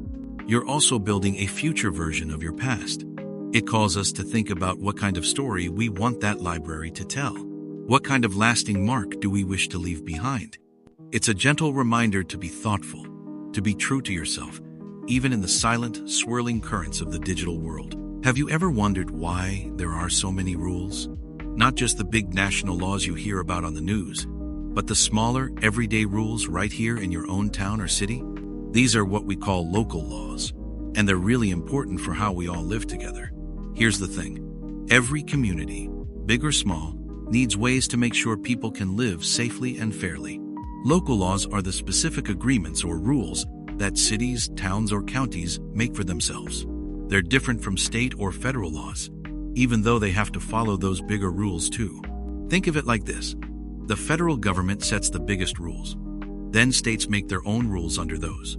And finally, your local government makes rules that fit your specific neighborhood. This can help you understand why some things are allowed in one town, but not in another nearby. People have been making rules like these for a very long time. Thousands of years ago, in ancient civilizations, leaders would carve laws onto stone pillars so everyone knew what was expected. Later, in places like Old England, people started demanding that even kings had to follow certain rules, which eventually led to ideas about fairness and justice that we still use today. The idea behind all of it is simple. When people live close together, they need agreed upon ways to behave so things don't get messy or dangerous. It's not just about punishment. It's about creating a shared understanding of how we can all exist peacefully and respectfully. Take, for example, something simple like dog leash laws. Maybe your local park has a sign saying all dogs must be on a leash. Now, this isn't to be mean to the dogs or their owners, but here's what happens. If dogs run free, some might scare other people or get into fights with other dogs. They might run into the street or leave messes. So, a local law saying dogs need leashes in public places helps keep everyone, including the dogs themselves, safe. It means people can walk in the park without worry, and families with young kids can feel secure. It's about balance and making shared spaces work for everyone. So, knowing about local laws isn't just about avoiding trouble. It's about understanding the invisible ways your community tries to take care of itself and its people. It's about seeing that these rules are often there to protect, to organize, and to allow for a better, more peaceful life for everyone who shares that space. When you learn about them, you begin to see how deeply connected we all are, and how even small rules contribute to the big picture of a healthy, functioning place to live. It helps you see yourself as a part of that community, not just someone living in it. Have you ever thought about how the really big decisions get made? Not just in your house or at school, but for a whole city, a whole country. It might seem far off, like something adults do, or something that only matters when you're much older. But here's the thing. Those choices, the ones made by people who vote, actually shape the world you live in right now, and the one you'll grow up in. Voting is simply a way for a group of people to make a shared choice. It's how we decide on rules, on who will lead us, and on what we value as a community. Imagine your class needs to pick a topic for a big group project. Everyone has an idea. Some want to research space, others want to study local history. If you just let one person decide, it might not feel fair. But if everyone gets a chance to say what they think, and then you count those opinions, the project becomes something the whole class has chosen together. And because you had a say, you're more likely to feel like it's your project, and you're more invested in it. That idea of having a voice, of being part of the decision, is really old. For centuries, most people had no say in how their lives were governed. Kings and queens, or small groups of powerful people, made all the rules. The idea that every ordinary person should have a voice, that their opinion matters, was a huge shift. People fought for it, sometimes for generations. They understood that if you don't have a voice, others will make decisions for you. And those decisions might not be good for you or your community. It's about power, but not power over others. It's the power to shape your own destiny, even a little bit. It's the power to say, this is the kind of world I want to live in. Think about it like this. Every single drop of water added to a river might seem tiny and unimportant on its own, but all those drops together create a powerful current. They carve out valleys, they fill lakes, and they flow to the sea. Your voice, when it comes to voting, is like one of those drops. On its own, it's small, but when combined with thousands or millions of other voices, it creates a force. That force can decide if there are parks in your town, if your school gets new books, or if the air you breathe is clean. It can even decide what kind of future jobs will be available, or how much things will cost. So, while you might not be able to cast a vote just yet, understanding why it matters and what it really means is a skill for life. It's about knowing that your perspective has value. It's about realizing that the world isn't just something that happens to you. It's something that we, as a collective, continuously build and shape one choice at a time. And one day, your drop, your voice, will be part of that powerful current. It's a quiet promise you make to yourself and to the future, to care enough to help steer the ship. Have you ever stopped to think about what makes a place feel like home? It's not just the buildings or the streets, is it? It's the people. It's the feeling that we're all connected, somehow. And here's the thing. That connection, that feeling of belonging, often grows stronger when we give something of ourselves to the place we live. This is what we mean when we talk about giving back to your community. It's not just about money or grand gestures. It's about small acts, consistent effort, and recognizing that we are all part of something bigger. Imagine a big, beautiful garden. If only one person tends to it, it might do okay. But if everyone who enjoys the garden helps to weed, water, and plant, the garden truly blooms. It becomes more vibrant, more beautiful for everyone. Our community is a lot like that garden. For a long, long time, humans have understood this idea. Think about ancient villages. If a family's barn burned down, neighbors didn't just watch. They came together without being asked to help rebuild it. They shared their food, their tools, their time. Why? Because they knew that one day they might need the same help. They understood that their survival, their well-being, depended on each other. This wasn't just kindness. It was a deep understanding that we thrive when we support the people around us. Philosophers, people who spend their lives thinking about life's big questions, have often talked about this. They say that true happiness isn't just about what you get, but what you contribute. It's about finding your place in the fabric of society and making it a little bit stronger. Here's an example to think about. Imagine your own body. All the different parts. Your heart, your lungs, your brain, your muscles, they all work together. Your heart pumps blood, not just for itself, but for your brain, so it can think. Your muscles move, not just for fun, but so your hands can do things that help your whole body. If one part stopped working for the benefit of the whole, the entire system would struggle. Your community works the same way. When you help out, whether it's by picking up trash in a park, volunteering at a local food bank, or simply being a kind friend to someone who needs it, you're like an organ working for the health of the whole body. You are adding to the lifeblood of your community. This doesn't mean you have to dedicate your whole life to helping others, not right now anyway. But it does mean thinking, even just a little, about how your actions affect the people and places around you. It's about building something that lasts, something bigger than just yourself. When you give back, you're not just helping someone else. You are also shaping the world you live in. You are making it a place where you and everyone else can feel more connected, more secure, and truly at home. And that's why it matters. It leaves a quiet mark, a good feeling, knowing you helped make the garden a little bit brighter. Have you ever wanted something really badly? Maybe to get better at a sport, or finish a big project, or even just keep your room clean for a whole week? It's easy to wish for things, but actually getting there, making those wishes real, that's often the tricky part. Here's the thing. A goal isn't just a wish.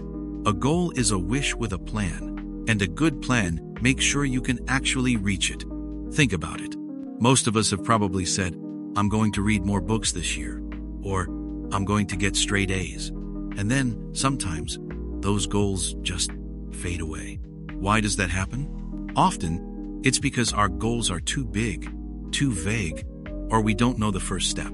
It's like wanting to build a giant castle but not knowing how to lay the first brick. We get overwhelmed, or we don't know where to start, so we don't start at all. People have been thinking about this for a long, long time. Thousands of years ago, thinkers like the ancient Greeks understood that getting where you want to go isn't about magic. It's about clear steps. They talked about virtue and excellence, but also about the practical ways to get there. They knew that a big journey starts with one small step. It's not a new idea. It's a human idea, deep in how we think about making our lives better. Think of it this way. No one just becomes a master painter overnight. They pick up a brush, they learn to mix colors, they draw simple shapes, they do it over and over. It's the same for anything you want to achieve. So, how do you set a goal you can actually reach? Let's say your goal is, I want to get better at math. That's a good wish, But it's not a strong goal yet. It's too fuzzy. How do you measure better? Instead, make it specific. Maybe, I will spend 15 minutes every evening reviewing my math notes. Or, I will complete 3 extra practice problems each week from the chapter we just finished. See the difference? These are things you can do. You can check them off. You can see your progress. It's like climbing a very tall mountain. You don't just stand at the bottom and say, I'm going to climb that whole mountain. You look for the path. You aim for the next big rock, then the next tree, then the next clearing. Each small step is a mini goal. And when you reach that clearing, you feel a small win. Those small wins build up. They show you that you can do it. They give you the energy for the next step. And before you know it, you're much higher than you thought you'd be. Setting goals this way isn't about being perfect. It's about understanding yourself. It's about respecting the process. It teaches you patience and the quiet strength that comes from steady effort. It shows you that even the biggest dreams can be broken down into tiny, doable actions.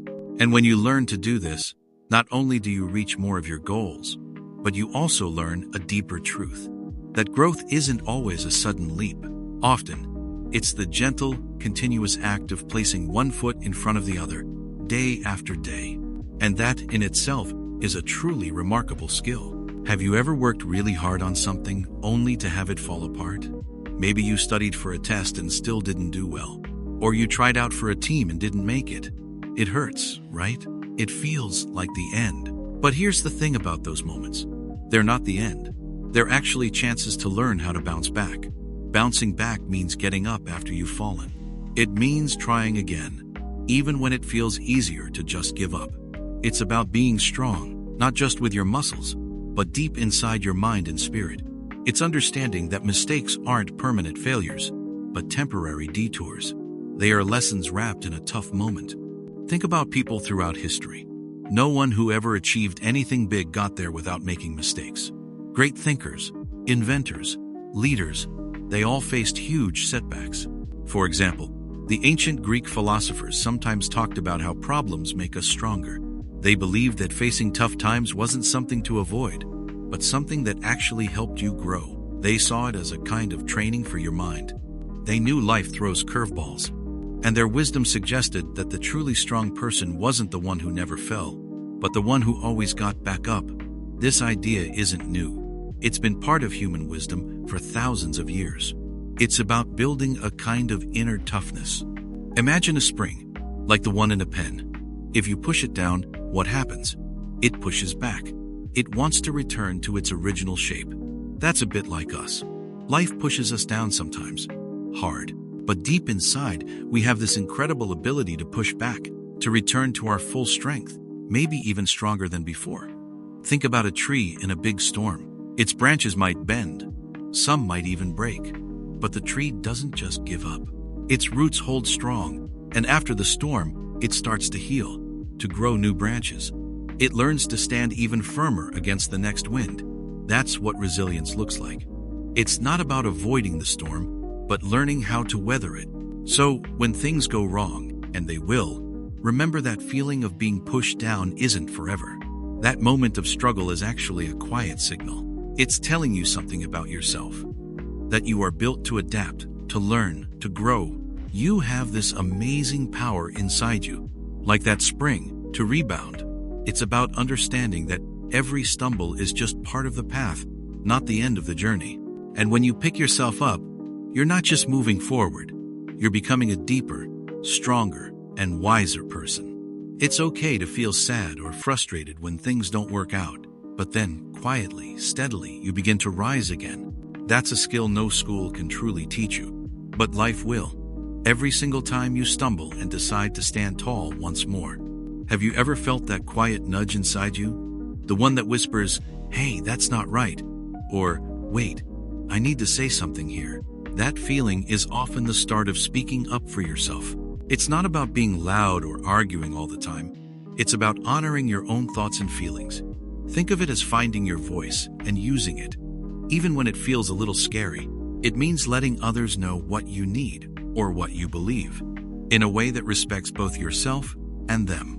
For example, It means setting boundaries, like saying no when you're overwhelmed, or saying yes to something you truly want, even if others disagree. It means asking for help when you need it, or explaining your side of a story clearly. It's about taking responsibility for your own well-being and making sure your inner world is represented in the outer world. People have thought about this for a very long time. Way back, in ancient Greece, philosophers talked about knowing yourself. They believed that understanding who you are was the first step to living a good life. Part of knowing yourself is also being true to yourself. If you know what's true for you, then it makes sense to express it, right? Later, thinkers like John Locke in the 1600s started talking about individual rights. This was the idea that each person has value and certain freedoms, like the freedom to express themselves. They understood that a society works best when individuals can stand up for what they believe is fair and right without being silenced. So, this idea of having a voice, of being seen and heard, isn't new. It's something humans have valued for centuries. It's about recognizing that your thoughts matter just like everyone else's. Here's how it works in a simple way. Imagine a single cell in your body. Every cell, from your brain to your toe, has a job, and it knows what it needs. If a cell is low on nutrients, it sends a signal. If it's being damaged, it sends a signal to heal. It doesn't just sit there and let things happen. It communicates its needs to the rest of the body. If a cell couldn't speak up or communicate what it needed, the whole body would suffer. Your body is a system where each part advocates for itself for the good of the whole. In a similar way, when you speak up for yourself, you're not just helping yourself. You're often helping the group or situation too, because you're bringing a necessary perspective or a crucial need to light. Maybe it's in a group project at school, and you realize a part of the plan won't work. Speaking up isn't being difficult. It's making the project better. Or maybe a friend says something that makes you uncomfortable. Gently saying, "Hey, that made me feel a bit off," is like your emotional system signaling a need. So, speaking up for yourself isn't about being selfish. It's about being authentic. It's about being a full participant in your own life, rather than just letting life happen to you. It's a quiet strength, a way of showing the world that you are here, you have thoughts, and your feelings are real. And when you practice this, even in small ways, you build a kind of inner resilience. You learn to trust your own instincts, and you show others how to treat you. It's a journey, not a destination. But each time you listen to that quiet nudge and speak your truth, you become a little more yourself. And that, truly, is a powerful thing to be. Have you ever stopped to think about what happens when something unexpected goes wrong? Something that makes you feel totally stuck. Like when your phone screen cracks and you can't use it, or your bike chain falls off and you're miles from home. Most of us just want someone else to fix it. But what if you could fix it yourself? Here's the thing. Knowing how to change a flat tire on a car isn't just about cars. It's about dealing with life's unexpected bumps. For a long time, the car was a new and amazing invention. But when it broke down, there wasn't a quick phone call to a tow truck or a roadside assistance app. If you drove a car in the early 1900s, you had to be your own mechanic, at least for simple things. You had to understand how the engine worked, how to mend a flat tire, even how to get it going again if it sputtered to a stop. People learned these skills because they had to. It was part of being able to travel and explore. They weren't just passengers. They were the masters of their own journey. This kind of self-reliance, this deep knowledge of the tools you use every day, is something we've slowly lost. Think about it like this. Imagine your favorite video game. When a glitch happens, or a level seems impossible, you could just give up and wait for someone else to find a solution online. Or you could pause, look at the problem, try different things, and figure out the cheat code or the strategy yourself. That moment when it finally clicks, when you solve the puzzle, that's a powerful feeling. It's like a light turning on. Changing a flat tire is a real-life puzzle like that. You don't need to be a car expert. You just need to follow a few steps, use some basic tools, and apply a bit of calm thinking. It's about recognizing a problem, understanding what needs to happen to fix it, and then doing it. It's a very hands-on kind of intelligence. This might work for you in other parts of life too. When you learn to change a tire, you learn patience. You learn that sometimes things are harder than they look, but they're still doable. You learn that it's okay to get a little dirty. And when you finally lower the car and see that sturdy, inflated spare tire holding things up, there's a quiet sense of victory. It's not about bragging rights or being the strongest person. It's about feeling capable. It's about knowing that when the road gets rough or when life throws something unexpected at you, you have the inner tools, the confidence, to pause, figure it out, and keep moving forward. That quiet strength, that simple belief in your own ability to handle things, is a skill that will take you much further than any car ever could. Have you ever thought about the things we use every day, the things that carry us places, but we rarely truly look at them? Take a car, for instance. It's a marvel of metal and motion, but deep inside, where you can't see, is a crucial liquid: engine oil. Think of it like the blood in your veins, but for a machine. It keeps everything moving smoothly. Without it, the metal parts would grind against each other. They'd get hot, they'd break. The oil cools them, cleans them, and makes sure they slide, not stick. Here's how it works. Oil creates a thin layer between moving parts. It stops them from wearing out too fast. Imagine trying to ride a bicycle with a rusty, unoiled chain. Every turn would be a struggle, a screech. That's what an engine feels like without good oil. It's about reducing friction, that silent, invisible force that tries to stop things from moving. Then there are the tires. They're just big rubber donuts, right? But they are your only connection to the road. They carry all the car's weight. They grip the asphalt, letting you turn, stop, and go. And inside those tires, there's air pressure. Just the right amount matters. Too little, and the tire sags, heats up, and struggles. Too much, and it's stiff, bouncy, and wears out strangely. This can help you understand. Think of walking in shoes that are too loose, or trying to run on soft sand. It takes more effort, and you don't feel steady. That's like a car with low tire pressure. The tires are the foundation, the very contact point with the world. And that's why it matters. Your safety relies on that small patch of rubber meeting the road just right. Throughout history, humans have always needed to care for their tools, their chariots, their machines. From greasing wooden axles on ancient carts to the complex oils in today's engines, the idea is the same. Small acts of attention prevent big failures. The earliest engineers understood this. They knew that if you wanted something to last, to serve its purpose, you had to tend to its hidden needs. This isn't just about car parts. It's about seeing the unseen forces at play, the quiet work that holds things together. It's a bit like caring for your own mind or body. If you don't get enough sleep, if you don't eat well, you start to feel sluggish. Things don't work right. Your mind gets foggy. Your energy drops. You might not break down all at once, but little by little, the systems inside you struggle. A car is the same. It needs its sleep, its food, its internal balance checked. So, checking the oil, looking at the tires, it's more than just a chore. This might work for you as a way to think about things. It's an act of deep understanding. It's about recognizing that everything, from a complex machine to your own life, works best when its basic, often unseen, needs are met. It teaches us about responsibility, about foresight, about the quiet effort that keeps things running smoothly. It's a reminder that true strength often comes not from flash and speed, but from steady, patient care. It comes from paying attention to the foundations. It's about building trust, not just with a machine, but with the journey ahead. Here's the thing. Little checks can make a big difference. Have you ever felt that tiny worry? That little tug when a button on your favorite shirt feels loose? It's not a huge problem, right? Not like a broken phone or a lost pet. But that one small button hanging by a thread can make a whole outfit feel wrong. And then, maybe, it pops off completely, and your shirt won't close.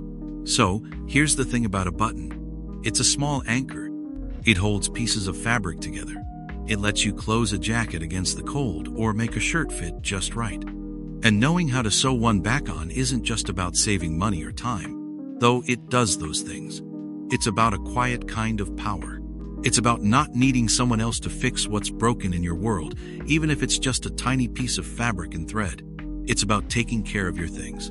Think about buttons for a moment. They've been around for thousands of years, not just for looking fancy, but for real, practical reasons. In ancient times, people used things like bone or shell to fasten their clothes. Before buttons, clothes were often draped or just tied with cords. Buttons meant warmth, protection, and a sense of order. They were a simple invention, but they changed how people dressed and lived. They made clothes more fitted, more functional. That simple act of attaching something small to hold something larger closed carries echoes of human history. It speaks to our need for things to be secure, for order, and it reminds us that small pieces often do really big jobs. Imagine a skateboard. If one small wheel nut starts to loosen, it might seem like nothing at first.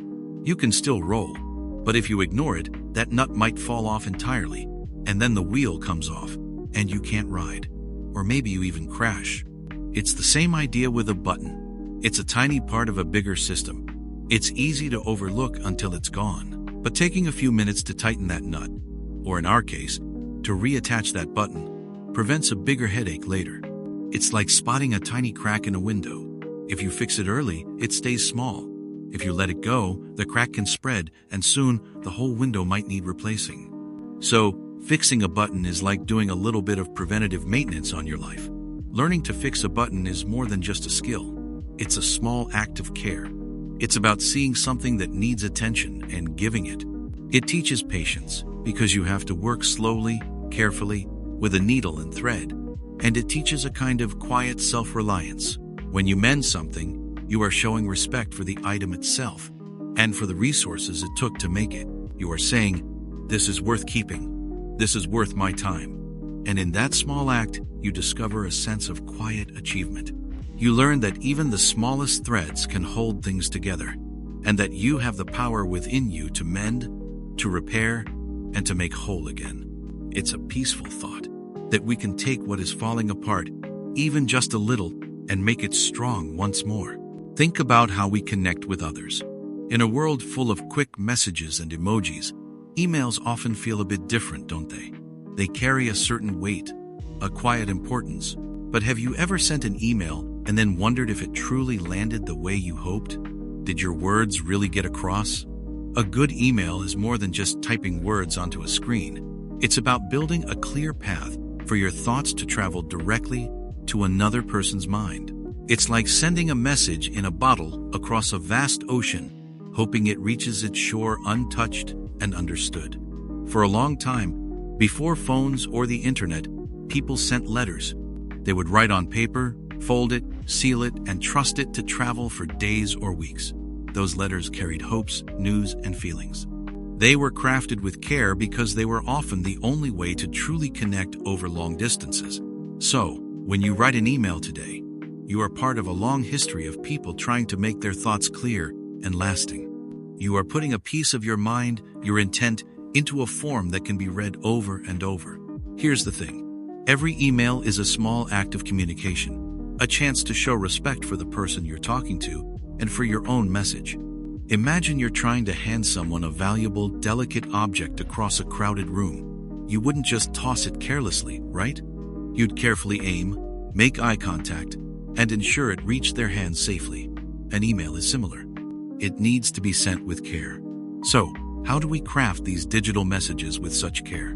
It starts before you even type the first word. What is the main idea you want to get across? Think of your subject line like a signpost on a quiet road. It should tell the reader exactly what to expect inside, quickly and clearly. Question about homework is far better than hey.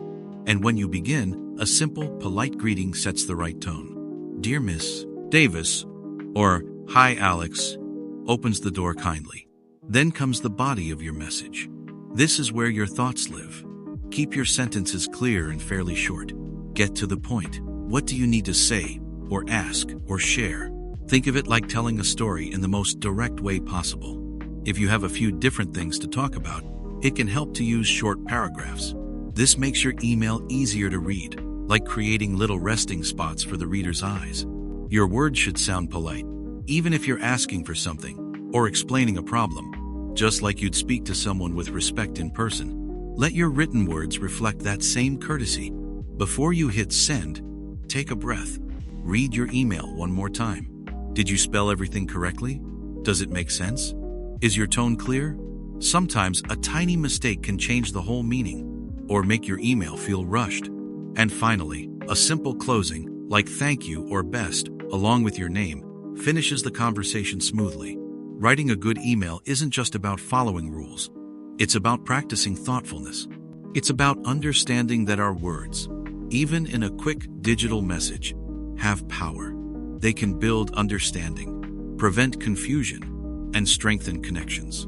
Each time you send a clear, well-written email, you're not just sending information. You're sending a piece of your clear thinking, a bit of your careful attention, out into the world. And that's a powerful thing to master. Have you ever thought about time, not just as something that happens to you, but as something you can gently shape? We live in a world that often rushes us along, from one bell to the next, one class to another. But there's a quiet power in taking charge of your own schedule. Even for small things, making your own appointments is one of those powers. Here's the thing about making an appointment. It's more than just a phone call or tapping on a screen. It's a thoughtful act. It's about deciding when and where you need to be, and then making that happen.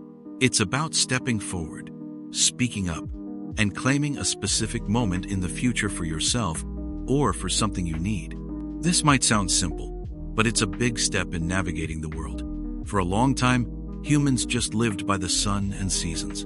They reacted to time. But then, as we built communities and needed to work together, we started to mark time. We made calendars and clocks. We began to promise to meet at certain times, to do certain things. This idea of the appointment grew from a very old need, the need to coordinate, to build, to connect. It's a way of saying, I respect your time, and I respect my own. It's a quiet declaration of your presence and your plans in the vast stream of time. It's a small agreement, a miniature contract you make with the world. Think about it like this. Imagine your brain is a busy, buzzing town. Thoughts, ideas, and tasks are constantly moving through its streets. If you just let everything happen randomly, it can get messy. But when you make an appointment, you're like a good city planner. You're setting up a specific meeting point for a specific purpose. You're saying, at this time, for this reason, I will focus my energy here. Let's say you need to go to the doctor for a checkup. Maybe your parents usually make these calls. But what if you decided to do it yourself? You'd look up the number, maybe even think about what times work best for you after school. You'd call, speak clearly, and set the date and time. That first time, your voice might feel a little shaky. You might feel a bit unsure. But once you hang up, there's a small, steady feeling of accomplishment. You've taken a step. You've handled something important on your own. It's like you've moved a piece on your personal chessboard.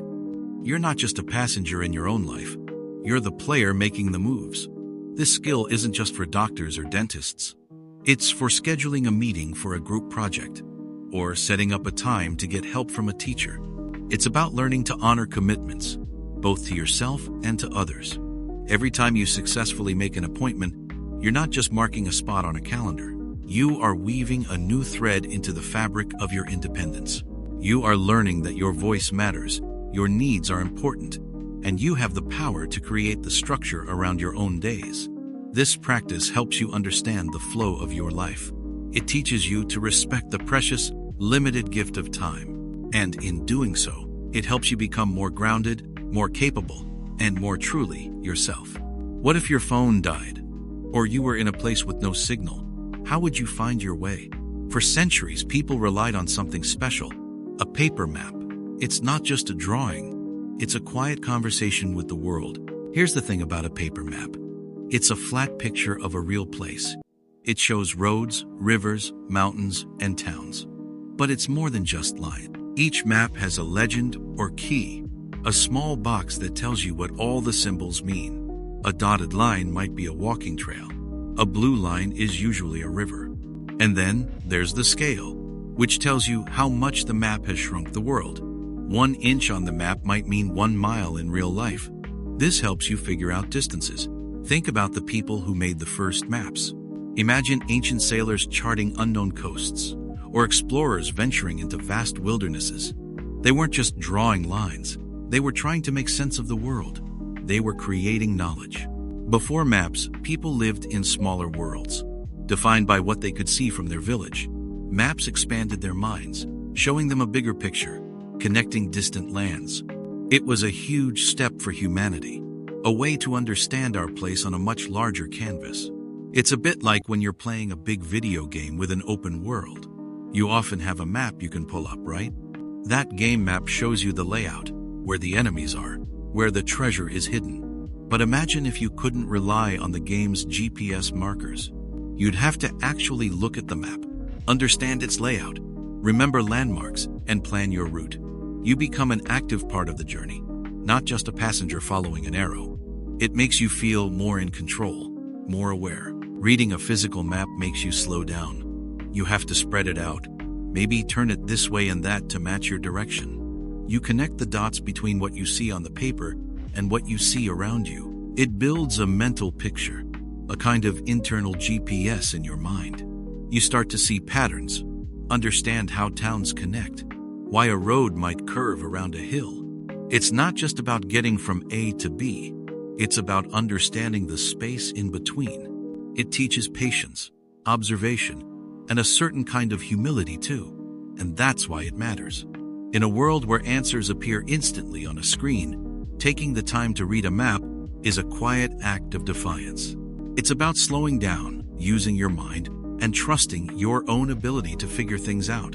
It connects you to those ancient explorers, those first map makers who dreamed of understanding the vastness of our planet. It's about finding your way, not just on a road, but in a deeper sense, knowing where you stand and where you might go, guided by your own understanding. It's a powerful skill, a quiet wisdom that stays with you long after the paper map is folded away.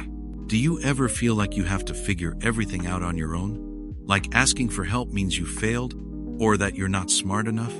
It's a common feeling. We live in a world that often praises independence, the idea of the lone hero. But here's the thing. True strength isn't about doing everything alone. It's about knowing when to reach out. Asking for help isn't a sign of weakness. It's actually a sign of wisdom. It shows you understand your own limits and that you value progress over pride. It means you're smart enough to know you don't have all the answers and brave enough to admit it. Think about it this way. For thousands of years, humans have relied on each other. Ancient philosophers, like the Greeks, talked a lot about community, about how we're all connected. They believed that wisdom often came from talking things through with others, from sharing ideas. No one person held all the knowledge. Even the greatest thinkers knew they learned by discussing, by questioning, by getting different viewpoints. They understood that solving big problems often required many minds, not just one. It wasn't just about sharing work. It was about sharing burdens and sharing insights. Societies thrived when people helped each other, building together, defending together, learning together. This idea of "it takes a village" isn't new. It's how we've always gotten things done, from building pyramids to sending rockets into space. It's a deeply human thing. Think about a complex puzzle. Maybe it's a giant jigsaw puzzle with thousands of pieces. When you start, you might feel overwhelmed. You might try to find every piece yourself. But what happens if you invite a friend or family member to help? Suddenly, two sets of eyes are looking. Two brains are working. One person might find all the edge pieces, while the other sorts by color. What seemed impossible alone becomes manageable, even fun, with help. And you finish it faster, often better, and with less frustration. It's not that you couldn't do it alone eventually, but why struggle when a shared effort makes the path smoother? In a science class, if you're stuck on a tricky concept, talking to a classmate or your teacher isn't cheating. It's like finding a missing puzzle piece or getting a clearer map. It helps you understand so you can then apply that knowledge yourself. So, when is the right time to ask for help? It's when you feel stuck, truly stuck. When you've tried your best, thought hard, and still can't see the next step.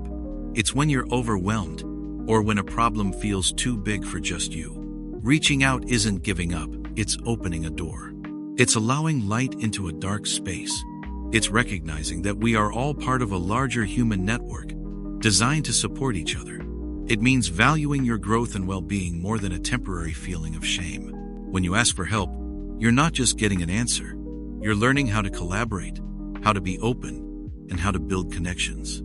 And that, in itself, is a powerful skill, a deep strength that will serve you well your entire life. It means you trust others, and it builds trust in return. It reminds us that we are not truly alone. Have you ever opened your backpack and just felt a wave of frustration wash over you? Maybe you couldn't find that one crumpled paper, or your lunchbox was buried under textbooks. That feeling, that small moment of chaos, is what we're talking about today.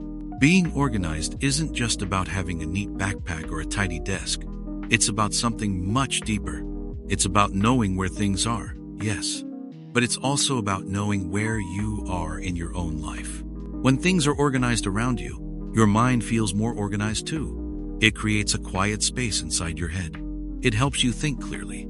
It helps you move through your day without those tiny bumps of irritation. Think about it this way. For thousands of years, people have understood the power of order. Ancient Greek philosophers, like Aristotle, talked about how the universe itself had a natural order. They believed that by understanding this order, and by creating order in our own lives, we could find peace and purpose. It wasn't just about cleaning up. It was about living in harmony with the world. Early civilizations built cities with carefully planned streets. Libraries organized scrolls by subject so knowledge could be found easily. This wasn't just for looks. It was so people could do things, learn things, and build things with less friction. They knew that chaos held us back. Order let us move forward. Here's the thing. Your mind works a lot like a library. Imagine a library where all the books are just piled up randomly. Finding one specific book would be almost impossible, right? You'd spend hours searching, getting frustrated, maybe giving up. That's what your mind can feel like when your life is disorganized. Thoughts, tasks, feelings, all just jumbled together. But when that library is organized, with books in their proper sections, finding what you need is simple. You walk right to it. You pick it up. In the same way, when your backpack is organized, when your notes are sorted, when your schedule is clear, you're building a well-ordered library for your mind. You're making it easier for your brain to find the books it needs. You're reducing the mental clutter. This can help you focus in class. It can help you remember details for a test. It can even help you feel less stressed about everything you have to do. So, it's not just about neatness for neatness' sake. It's about giving yourself a clear path forward. It's about respecting your own time and energy. When you choose to organize your space, you're not just tidying up. You are, in a quiet way, declaring that your peace of mind matters. You are creating a calmer, more welcoming space, not just for your things, but for your thoughts and your very being. It's a small act with a deep and lasting effect. Have you ever wondered what it's like to truly see someone, to really understand them in a short amount of time, or to be seen yourself, not just for what you've done, but for who you are? Here's the thing, that's a bit like what an interview is.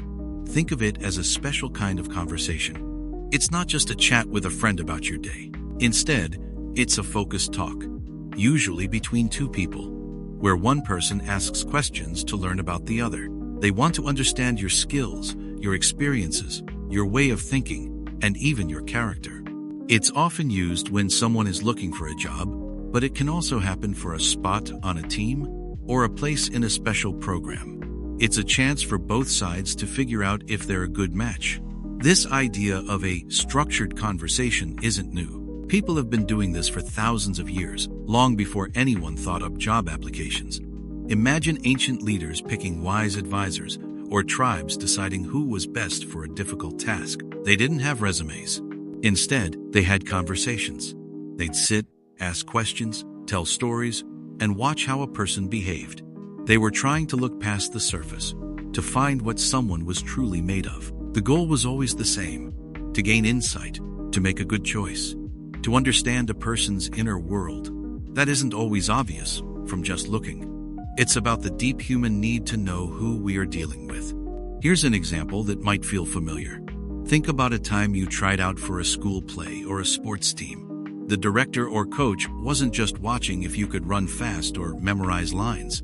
They were also watching how you listened, how you handled pressure, and how much you really wanted to be there. They ask questions too, right? Like, why do you want this role? Or, what makes a good team member? That whole process, where they're trying to put together the puzzle pieces of who you are, is very much like an interview. They're observing, asking, and trying to predict how you might perform or fit in. They want to see your spark, your dedication, your unique contribution. So, what does an interview truly test? It's not always about having all the right answers. Sometimes, it's about your honesty, your willingness to learn, and how you handle not knowing something. It's about your presence, how you connect with another person, and if you can share a bit of your authentic self. It's a quiet moment where two human beings try to understand each other. It can feel like a test, but it's also a dance of human connection, a brief meeting of minds. When it's over, you might feel like you've offered a piece of your story, and the other person, they've gained a new perspective. It's a chance to be truly heard and to truly hear. It's a gentle reminder that even in a formal setting, what matters most is the genuine exchange between people. It's about the quiet magic of truly seeing and being seen. Have you ever tried to find something truly important, only to realize it's lost? Maybe a favorite drawing from when you were little? Or that one permission slip you absolutely needed? It's a frustrating feeling, right? Because here's the thing. Some papers, some bits of information, are like anchor points in our lives. They tell us who we are, where we've been, and what we're allowed to do. Filing important papers isn't just about putting things into folders. It's about creating a personal history, a reliable map of your life's journey. Think about it. There's your birth certificate, the official proof you exist. Your social security card, a key to so many doors in the future. Your report cards, showing how you've grown and learned. Medical records, telling the story of your health. These aren't just pieces of paper. They are echoes of moments, proofs of identity, and pathways to future opportunities. For thousands of years, humans have understood the power of records. Way back in ancient Egypt, scribes spent their lives carefully writing down everything, from grain harvests to royal decrees. They used papyrus scrolls and clay tablets, not fancy filing cabinets. But their reason was the same: to remember, to keep track, to make sure knowledge and truth didn't just vanish into thin air. Without these records, we wouldn't know nearly as much about their world. They knew that human memory can fade, but a written record, carefully kept, can last for generations. It's like building an external memory, one that doesn't forget. Consider your phone. Imagine if every photo, every song, every contact was just floating around randomly. You'd never find anything. It would be chaos. But you probably have folders for your apps, albums for your photos, playlists for your music. You organize it so you can find what you need when you need it. Filing physical papers or even digital documents on a computer works the same way. It's about creating a system, a logical home for information. When you need that one specific immunization record for school, you don't want to spend hours digging through old shoeboxes. You want to know exactly where to look, just like you know where to tap to open your favorite game. This can help you avoid stress and save a lot of time. So, when you learn to set up a simple system for your important papers, a folder for school, one for medical info, another for personal memories or achievements, you're doing more than just being neat. You're building a foundation for your future self. You're showing respect for the important details of your life. It's a quiet way of taking control, of saying, I know where things are, and I'm ready for what comes next. It brings a calm kind of power, knowing that even if the world gets a bit messy, your own story, written on those papers, is safe and sound, ready to be read whenever you need it. Have you ever felt a gentle, or sometimes not so gentle, tug, a pull from the people around you, asking you to go along, to do what they're doing, even if it doesn't quite feel right inside? This feeling, this unseen force, is what we call peer pressure. It's not always loud or demanding. Sometimes, it's just a whisper of what everyone else expects, a quiet urge to fit in. Here's the thing. Humans are social creatures. For thousands of years, our safety and survival often depended on being part of a group, a tribe. If you stood out too much, you might be left behind. So, deep down, we have this ancient desire to belong, to be accepted. This urge is powerful, and it's totally normal to feel it. But here's the problem. Sometimes, the group's path isn't your path. Long ago, thinkers like Socrates, an ancient Greek philosopher, talked about something important. He believed in knowing yourself above all else. He thought it was vital to examine your own thoughts and beliefs, even if it meant going against what everyone else said. He understood that true wisdom comes from within, not from simply following the crowd. This idea, this challenge to think for yourself, has echoed through history. It tells us that this struggle between fitting in and being true to yourself is not new. It's a very human experience. Think about it like this. Imagine a new trend sweeps through your school. Maybe it's a certain way to wear your hair, or a new brand of shoes, or even a particular phrase everyone starts using. At first, you might not care for it much, but then you see more and more people doing it. Your friends start doing it, and suddenly, you feel a little nudge, a quiet thought that says, maybe I should do it too, so I'm not the odd one out. It's not that anyone is forcing you. It's just that subtle pressure to conform, to be part of the wave. Your brain sees others doing it and thinks, this must be the right way, the safe way. But here's what I found. That quiet nudge can lead you away from who you truly are. It can make you choose things you don't believe in, say things you don't mean, or do things that make you uncomfortable. It's like your inner compass gets a bit confused by all the other magnetic forces around it. The real skill isn't to resist every group, but to learn to hear your own compass clearly, above the noise. It takes courage, yes, but also a quiet strength to say, no, this isn't for me, or even just, I need to think about this. It's okay to stand a little apart sometimes. In fact, that's where your truest self lives. When you choose your own path, you're not just being different, you're being honest. You're showing the world who you really are. And that is a much deeper kind of belonging. It's belonging to yourself. And that's why it matters. This might work for you. Remembering that your quiet voice inside is always trying to guide you. Listen to it. It knows the way. We all make mistakes, right? You say something you shouldn't, or you forget to do something important, and suddenly, someone you care about is upset. Maybe it's a friend, a teacher, or a family member. What happens next? Often, we just blurt out, I'm sorry. But here's the thing. Sometimes, those words just float in the air. They don't land, they don't fix anything. So, how do you apologize and truly mean it? How do you make your sorry count? A real apology isn't just about saying the words. It's about taking responsibility for what you did. It's about showing you understand how your actions made someone else feel. It's about caring enough to try and mend what's broken. Think about it. Throughout history, people have looked for ways to put things right after they've gone wrong. Ancient cultures, philosophers, even old stories all talk about the importance of making amends. It's a core part of how humans try to live together, to keep trust alive. It's about restoring balance, even if you can't erase what happened. Imagine a close friendship is like a strong, clear connection, like two houses linked by a beautiful, well-built bridge. When you make a mistake, it's like a small crack appears in that bridge. If you just say sorry without truly understanding or showing you care, it's like putting a tiny piece of tape over a big crack. It doesn't actually fix the bridge. The other person still feels that wobble, that unsureness, when they try to cross. But when you offer a real apology, it's like you're actually getting out the tools, the wood, the nails. You're acknowledging the damage, you're looking at the crack, and you're starting the careful work of repair. This can help you. A real apology has a few parts. First, you admit what you did, not with excuses, but with a clear statement like, I was wrong when I said that. Second, you show you understand the hurt. I realize my words really upset you, and I feel bad about that.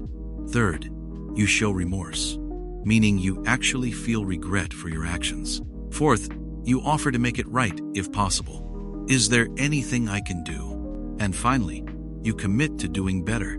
I'll try to think before I speak next time. It takes courage to be this open, this vulnerable. It's easier to just hide or to blame someone else. But true strength comes from facing your own mistakes. When you truly apologize, it's like you're putting a piece of yourself out there, not as weakness, but as a sign of respect and care for the other person. You're telling them their feelings matter. You're telling them your relationship with them matters. And when you do that, something amazing happens. You don't just heal the crack in the bridge between you and the other person, you also strengthen something inside yourself. You grow. You learn. It's a quiet, deep power to be able to mend what you've broken, and it makes all your connections stronger in the long run. Have you ever noticed how some things just happen without you even really thinking about them? Like, you wake up, and before you know it, you've brushed your teeth, or grabbed your phone, or tied your shoes a certain way. These are not big decisions you make each time. They are just things your body and mind do on their own. These automatic actions, these patterns we fall into, are what we call habits. A habit is basically a path your brain has built. When you do something over and over, your brain gets really good at it. It smooths out the process. It makes a kind of mental shortcut. Think of it like walking across a grassy field. The first time, it's slow. You push through the tall grass. But if you walk the same way every day, soon there's a clear, worn-down path.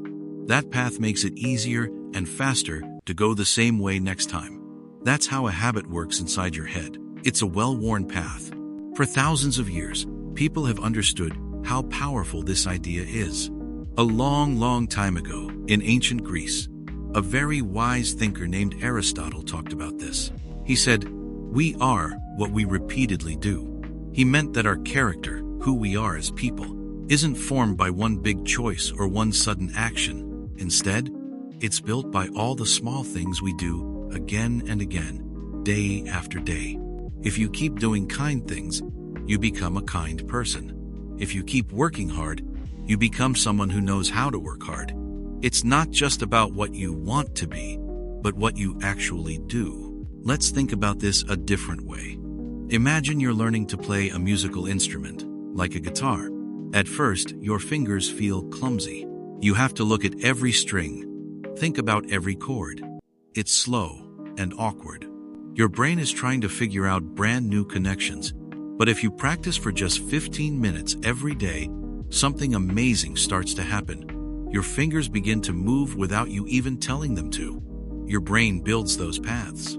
What felt hard becomes easier. What felt like a struggle becomes a fluid motion. Your muscles remember. Your mind remembers. This isn't magic. It's the quiet power of building a habit. Each small practice session adds to the path. So here's the thing about habits.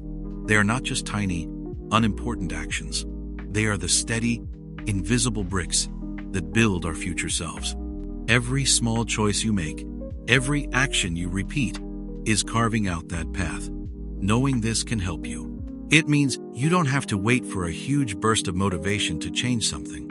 You just need to choose to take one tiny step today, and then another, and another, until that small step becomes a deep, clear path. It's not about grand gestures, but about the quiet, consistent hum of effort. It's about understanding that who you are becoming is shaped, little by little, by what you do most often. Have you ever found yourself doing something knowing it's not really good for you, but you just keep doing it? Like staying up too late, even when you know you'll be tired the next day? Or scrolling through your phone when you should be studying? It's a common human experience. This feeling, this pull, is often a bad habit at work. A habit is just something you do over and over, almost without thinking. Your brain gets really good at making you do it. Bad habits are those patterns that hurt us in some way, even if it's small, like making us less healthy, less focused, or less happy in the long run. They aren't about being a bad person. They're just pathways your brain has built. Think about what ancient thinkers said. Long ago, people like the Greek philosopher Aristotle talked about how our actions shape who we become. He didn't use the word habit exactly like we do, but he understood that if you keep doing brave things, you become brave. If you keep doing kind things, you become kind. And the opposite is true too. If you keep putting things off, you become someone who puts things off. It's about building character, one choice at a time. The idea is simple. What you practice, you become. Here's a simple way to think about it. Imagine your brain is like a huge forest. When you do something new for the first time, it's like a single person walking through tall grass, making a tiny, faint path. But every single time you do that same thing again, say, checking your phone as soon as you wake up, it's like more people walking that same path. Soon, that faint path turns into a worn-down trail, then a clear path, and eventually, a wide highway. Your brain creates these highways for your habits. It's called a neural pathway. Once a highway is built, it's really easy for your thoughts and actions to travel down it quickly and without much effort. That's why breaking a bad habit isn't just about wishing it away. It's about consciously choosing to walk a different path, even if it feels overgrown and difficult at first. You're trying to build a new highway, one step at a time, while letting the old one get less used, until it's just a faint memory in the forest. So, when you notice a bad habit, it's not a sign that you're flawed or weak. It's just a sign that your amazing brain has built a super efficient path for something. The power isn't in ignoring it, but in seeing it clearly. It's about recognizing that you have the choice to start walking in a new direction. It takes patience, and it won't happen overnight. Some days, you might accidentally wander back onto the old path, and that's okay. The goal isn't perfection. It's the steady effort to choose something better, to build new, healthier highways in your mind. It's a quiet strength. This ability to change yourself, one small, intentional step at a time. It's a journey of understanding yourself and gently guiding your own growth. Have you ever had your heart set on something? Maybe it was making the team, getting a certain grade, or that amazing plan you had with friends. And then for some reason it just didn't work out. That heavy, sinking feeling you get? That's disappointment. It's a very real, very human emotion, and it's one we all experience. It's a moment when what we hoped for bumps hard against what actually happened. Here's the thing. No one escapes disappointment. It's part of life's journey. For centuries, thinkers and philosophers have talked about this. Long ago, people like the Stoics in ancient Greece understood something important. They knew you can't always control what happens to you. You can't control if it rains on your outdoor party or if your favorite band cancels their show. But, they said, you can control how you react to those things. You can control your thoughts and your feelings about what happens. That idea still holds true today. It means we have a choice in how we deal with the letdown. Think about it like this. Imagine you've been working on a big art project for class. You spent hours sketching, painting, perfecting every detail. You really believed it would be the best one, maybe even win a prize. But when the grades come out, you get a C. Not what you expected at all. You feel a pang, a deep drop in your stomach. That's disappointment hitting you. You might feel angry, sad, or even a little bit silly for hoping so much. But here's what can happen next. Do you crumple up your artwork and throw it away? Do you decide art isn't for you? Or do you look at it again, maybe with fresh eyes? You might see what worked and what didn't. You might ask your teacher for feedback.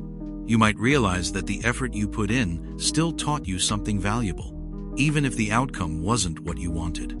Maybe you learned a new technique or how to manage your time better. Disappointment can feel like a closed door. It can make you want to give up, but often it's just one path closing so another, unexpected one can open. When we face disappointment, it shows us what truly matters to us. It helps us see what we value. If you feel upset about a grade, it means you care about learning. If you're sad about not making a team, it means you care about that sport. And that's why it matters. This feeling, as hard as it is, can be a teacher. It builds a kind of inner strength, like a muscle that gets stronger with use. Each time you face a disappointment and choose to learn from it, to keep going, you become more resilient. You learn that even when things don't go your way, you can still find your footing. You can still adapt. You can still grow. Life won't always be smooth, but knowing how to stand up after a fall is one of the most powerful skills you can ever gain. It means you're ready for whatever comes next, with quiet strength and a clear mind. Have you ever stopped to think about what a right truly is? It's more than just a rule or something someone gives you. A right is a basic thing you are allowed to have or do simply because you are human. Think of it like an invisible shield, protecting your personal space, your ideas, and your safety. It's a promise, in a way, that you will be treated with fairness and respect. This idea that people have rights just for being people is a very old and powerful one. For a long, long time in history, most people didn't really have many rights. Their leaders, or the strongest people, decided everything. But then, thinkers and writers started to wonder. They asked, shouldn't everyone have a say in their own life? Shouldn't everyone be free? People like John Locke, who lived hundreds of years ago, talked about what he called natural rights.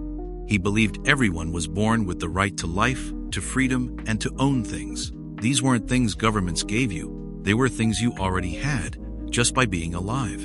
And that's a pretty deep thought, isn't it? If your rights come from being human, not from a king or a law, then they are much harder to take away. This idea changed the world. It led to people demanding more freedom, writing down what these rights were, and creating laws to protect them. Things like the Bill of Rights in America, or the Universal Declaration of Human Rights came from these big ideas. They are like maps that show us how to build a fair world. Here's an everyday example. Think about your own thoughts. You have a right to your own thoughts, your own feelings, your own opinions. No one can force you to think or feel a certain way. This is part of your right to freedom of thought. It's like having your own secret garden in your mind, where only you decide what grows there. Someone might disagree with you, and that's okay. But they don't have the right to tell you what to believe, just like they don't have the right to walk into your room and take your things without asking. Your thoughts are your own, and that's a protected space, just like your physical space. So, understanding your rights isn't just about knowing what you can do. It's also about understanding the responsibility that comes with them. When you know you have the right to speak, you also understand that others have the same right, and you should listen respectfully. When you know you have the right to be safe, you also understand that you should help make others feel safe too. It's a two-way street. Knowing your rights makes you stronger, but it also makes you a better, more thoughtful person in the world. It helps you see the invisible threads of fairness that should connect all of us. And that's how we build a truly just and peaceful place for everyone. Have you ever had that quiet little voice inside you? That feeling deep down in your stomach, telling you something? Maybe it's about a person you just met, a path you shouldn't take, or even a sudden idea that pops into your head. That's often what we call a gut feeling or intuition. It's not magic, and it's not just a random guess. It's something much more interesting. Here's the thing. Your gut feeling is like your brain's super-fast secret detective. It's working behind the scenes, sifting through all the tiny bits of information you've ever collected, even stuff you don't remember learning. Think of every conversation you've had, every book you've read, every experience you've lived. Your brain stores it all. When a new situation comes up, this detective quickly matches it against all that past information. It then gives you a quick, wordless signal. A feeling about what might be going on, or what you should do. People have talked about this kind of inner knowing for thousands of years. Ancient thinkers, long before science as we know it, understood that wisdom didn't just come from logic and clear steps. It also came from a deeper understanding, a sense of things. They believed in listening to your inner voice, to what felt right, even when you couldn't quite explain why. It was seen as a way to connect with a deeper truth about yourself and the world around you. They weren't talking about something mystical, but about tuning into a part of human experience that isn't always easy to put into words. So, when do you trust this feeling? Imagine you're walking home after school, a path you know really well. Suddenly, you get a weird feeling about going down a certain street, even though nothing looks different. Your brain, in a split second, might have picked up on tiny, subtle cues you didn't consciously notice. A strange car parked differently, a faint sound, or even a shadow that just feels wrong. Your gut feeling is sending you a warning based on these tiny clues. It's your subconscious mind saying, hey, something here doesn't quite fit with what I expect. Or, think about meeting someone new. Sometimes you just get a good vibe, a sense of comfort, even if they haven't said much. Other times, you might feel a knot in your stomach, a sense of unease, even if they seem polite. Your gut is reacting to countless small things, their body language, their eye contact, the way they hold themselves. It's comparing them to all the good and bad experiences you've had with people before. This doesn't mean your gut is always right, but it's giving you a signal to pay closer attention. The key is to use your gut feeling as a guide, not the only answer. It's like a compass that points you in a direction, but you still need to look at the map and see if there are any cliffs or rivers in the way. It helps you notice things you might otherwise miss. It reminds you to pause, to think, and to ask more questions. It encourages you to listen to yourself, to the quiet wisdom that comes from simply being alive and experiencing the world. In the end, trusting your gut can be about trusting your own accumulated knowledge, even the parts you don't consciously remember. It's a powerful tool for understanding yourself and finding your way. What happens when things stop flowing? When water just sits there in the sink, not going anywhere. It's a small problem, maybe, but it can feel pretty big when it's happening in your own home. You stand there, looking at the still, murky water, and a quiet question pops into your mind. Why isn't this working? Asterisk. Here's the thing about a clogged drain. It's not just about some hair or gunk. It's about a system that's suddenly broken its natural rhythm. A drain is made to let water move freely, carrying away what's no longer needed. It's a simple, elegant idea, really. From the earliest human settlements, people figured out they needed a way to get rid of wastewater. Ancient Romans, with their aqueducts and sewers, understood the importance of flow. They built systems to keep their cities clean, knowing that blockages could lead to bigger problems, like sickness or just a really bad smell. So, even back then, fixing a drain was about more than just convenience. It was about maintaining order and health. Think of it like this. Your brain is always trying to process information. Thoughts, ideas, facts, feelings, they're constantly flowing through your mind. But sometimes, maybe you're trying to understand a really tough math problem, or you're trying to figure out how to finish a story you're writing, and suddenly, it feels like everything just stops. Your thoughts get stuck. The ideas won't come. That's a bit like a mental drain clog. The information is there, but something is blocking its path, stopping the flow of understanding or creativity. When you face a physical drain clog, you start by observing. What's going on? Where is the blockage? Is it just a little bit of hair near the top, or something deeper inside the pipes? You might try a simple solution first, like pulling out visible bits. If that doesn't work, you might try something else. Maybe a plunger to create pressure, or even a drain snake to reach further in. Each step is an attempt to figure out the obstacle, and then gently, or sometimes firmly, remove it. It's a small act, fixing a drain, but it teaches you something important about problem solving. Life is full of these small blockages. Maybe it's a misunderstanding with a friend, or a tricky part in a school project, or even just feeling stuck on a particular thought. These aren't always big, dramatic crises. Often, they are just minor interruptions, things that stop the smooth flow of your day or your thoughts. But here's the quiet wisdom in it. By learning to deal with something as simple as a clogged sink, you begin to understand a deeper truth. Things will get blocked sometimes. Paths will be obstructed. But you have the power to look closely, to try different ways to unblock them, and to restore the natural flow. There's a quiet satisfaction in seeing the water swirl down the drain once more, moving freely, doing what it's meant to do. It's a reminder that even the smallest obstacles can be overcome, and that by taking action, you can bring things back to a state of calm and function. And that feeling, that sense of things being clear again, is a good one to carry with you.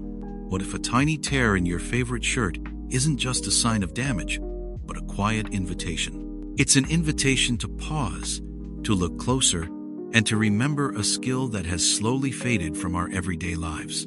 We live in a world that often tells us to throw things away, to always buy new. But here's the thing. Sometimes, the most valuable lessons are found in the things we decide to keep and repair. Mending clothes isn't just about saving money, though it certainly does that. It's about seeing the true value in what you own. Think about it. When a small rip appears in your jeans, or a seam comes undone on a sleeve, our first thought might be, it's broken, I need a new one. But for most of human history, that wasn't an option. Clothes were precious. They took time and effort to make, from growing the fibers to weaving the fabric and stitching it all together. A shirt or a pair of trousers was a significant investment.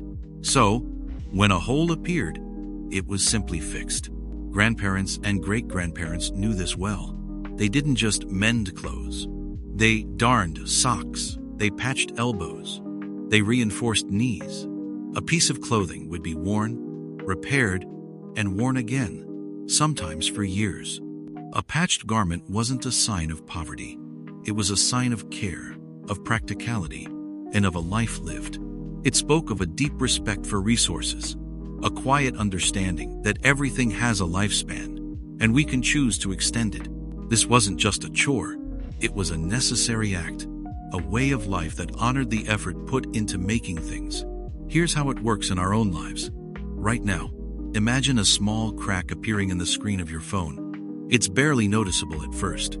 You could ignore it, hoping it won't get worse. But often, that small crack spreads, weakening the whole screen, until one day, the phone becomes almost unusable.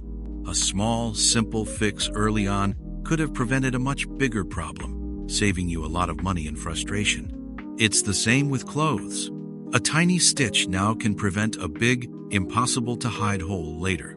It saves the garment, and it saves your money. And that's why it matters. Mending is a quiet act of defiance against the throwaway culture.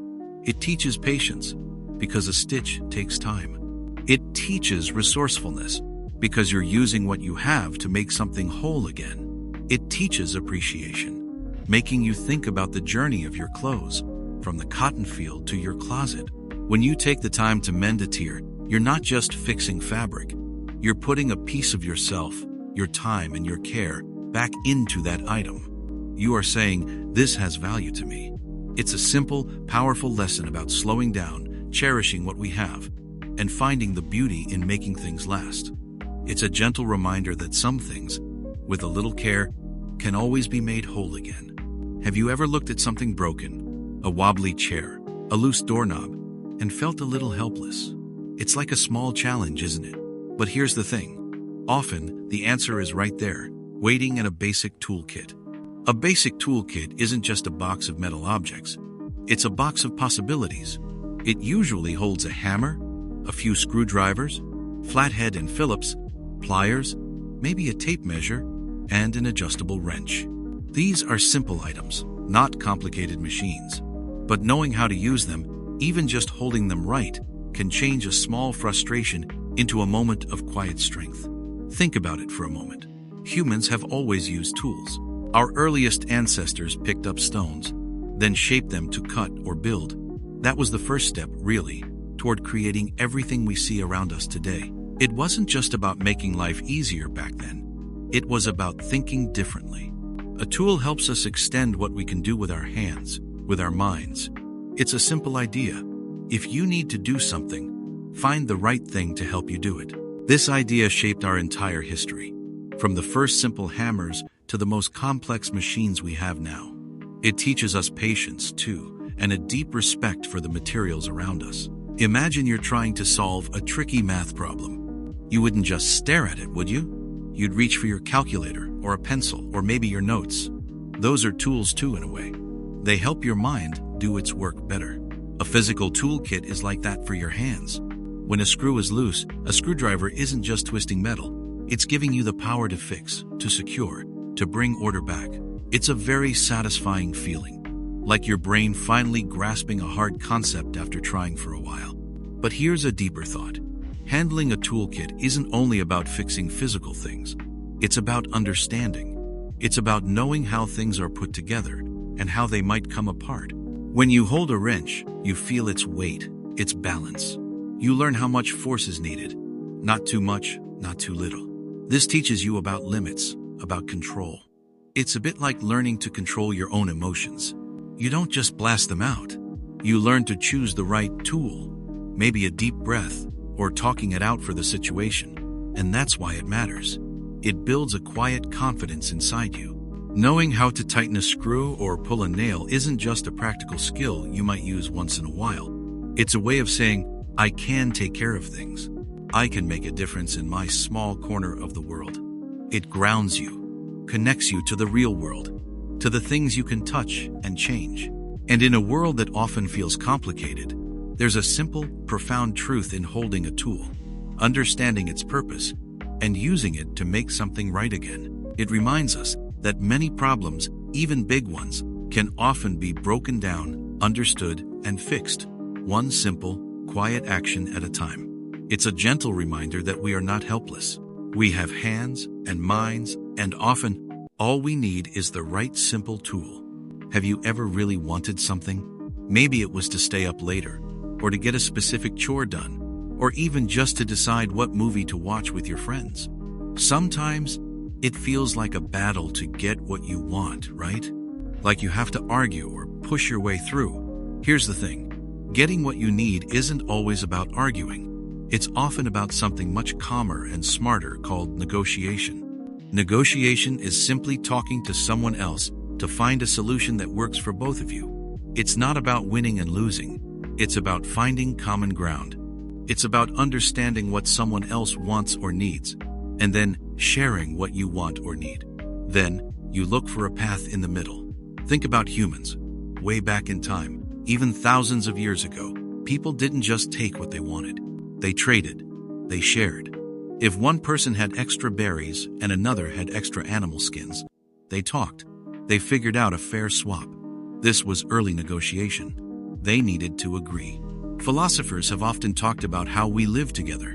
They knew that for groups of people to get along, there had to be ways to talk things out, to make deals, to agree on rules.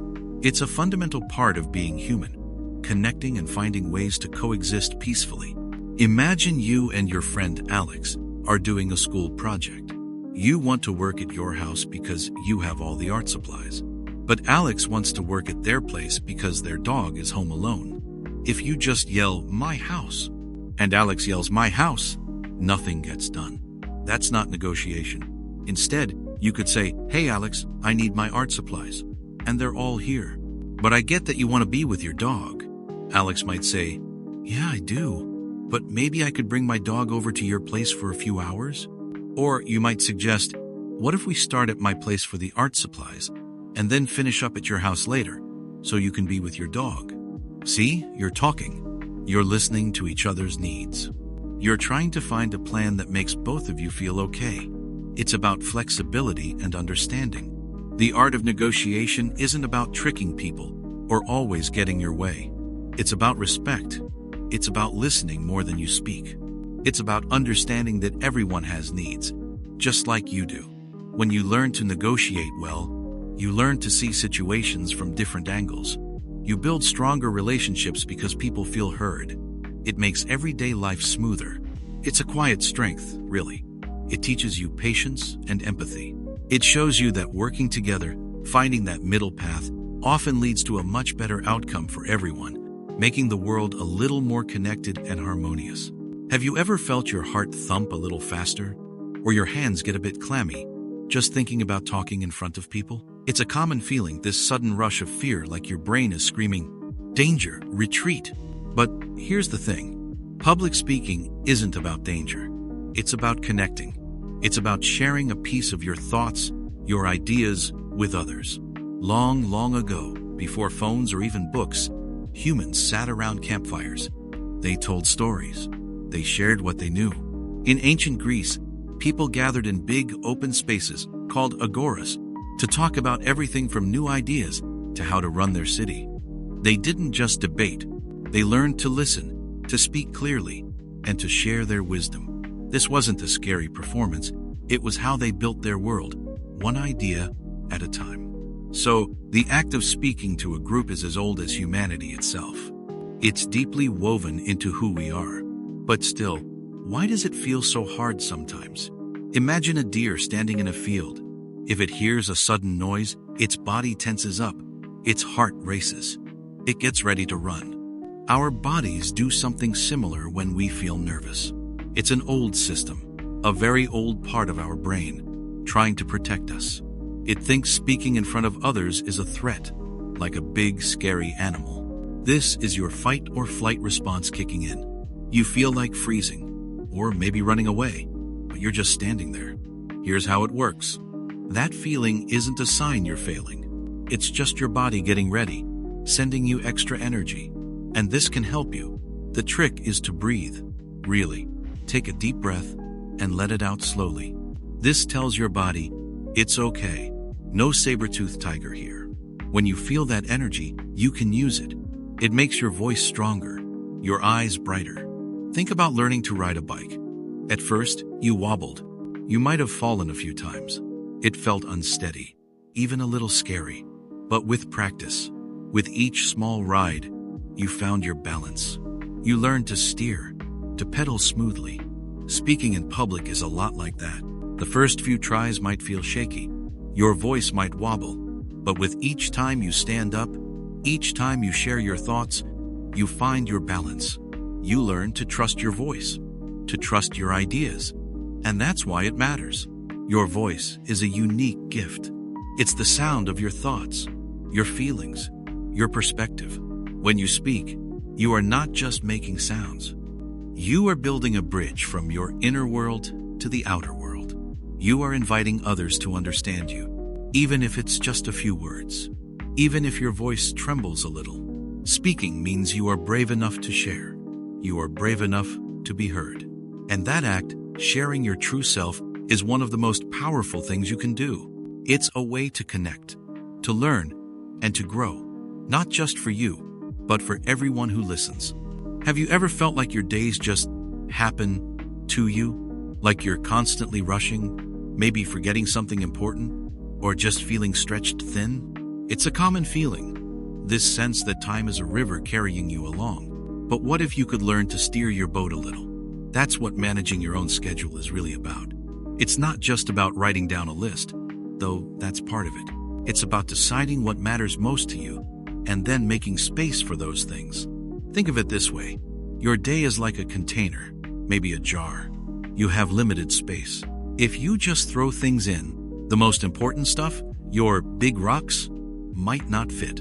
Here's the thing. You need to decide what your big rocks are first.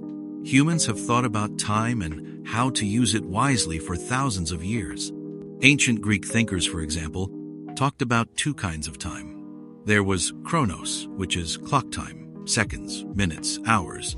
But then there was kairos, which meant the perfect time to do something, a moment filled with meaning. Managing your schedule isn't just about filling every minute of chronos. It's also about finding and making those kairos moments, times when you're truly focused or truly enjoying something important to you. It's about quality, not just quantity. Here's an example. Imagine you have homework for 3 classes, an after-school club, and you want to spend time with friends and relax.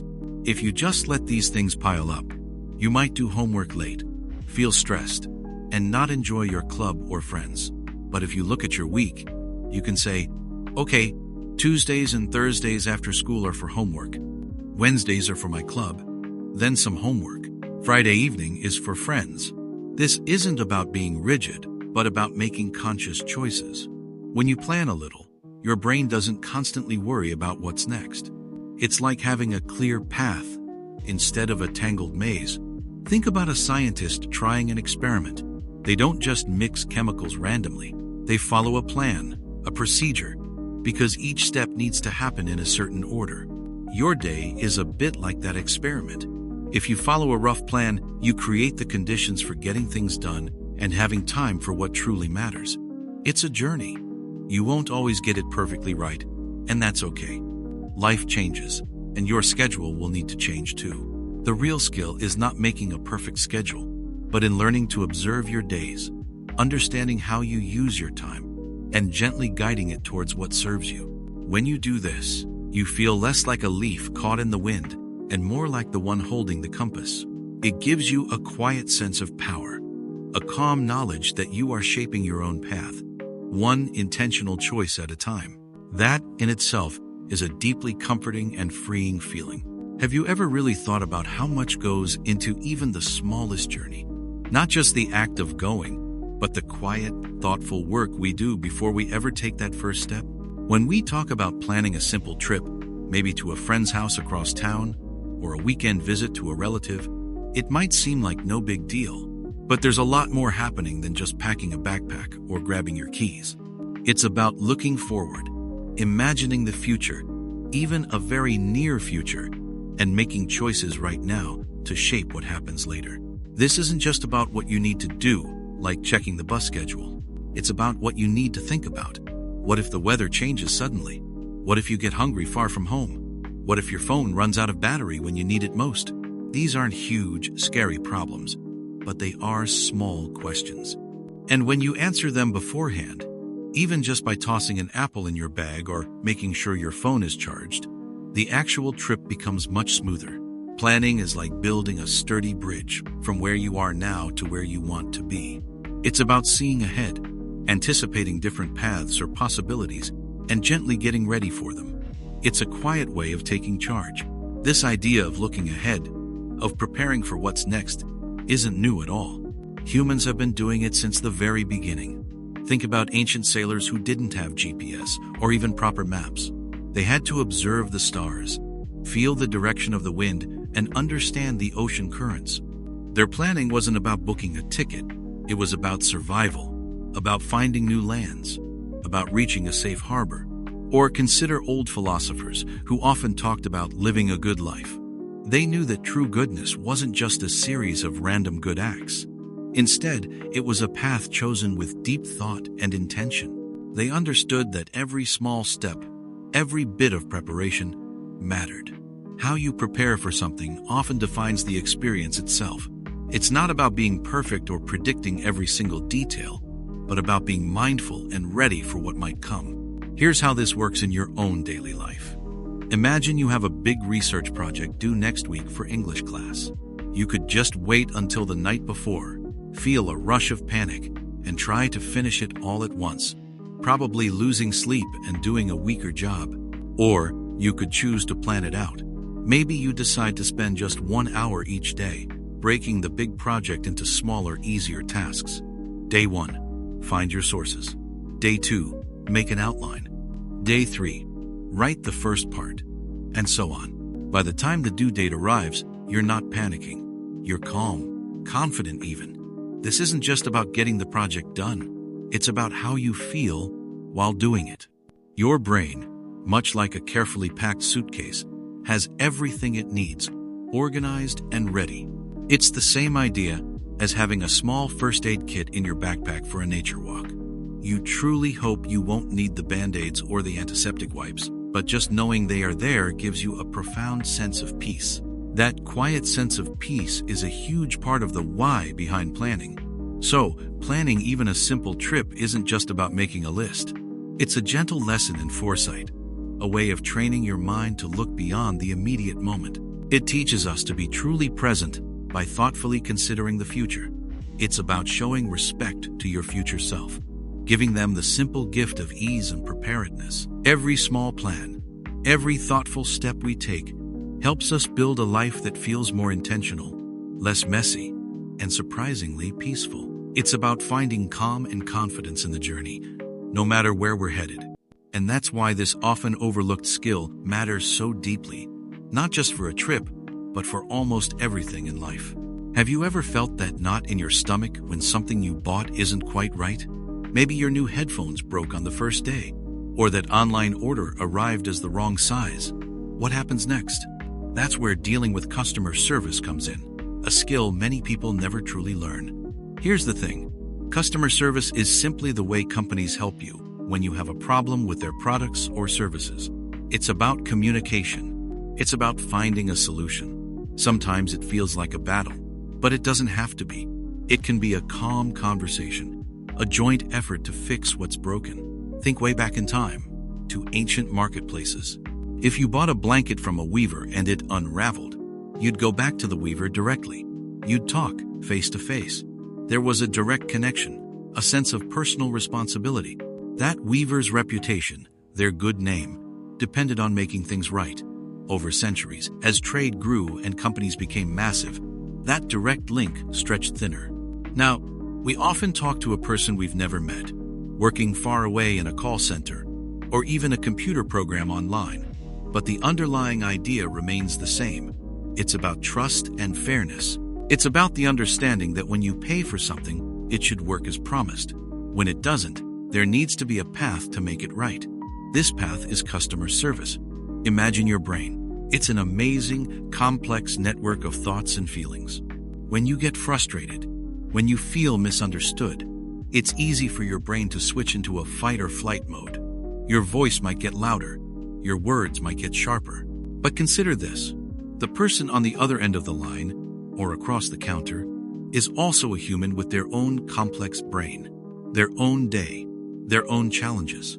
If you approach them with anger, their brain might also switch to defense. It creates a wall, not a bridge.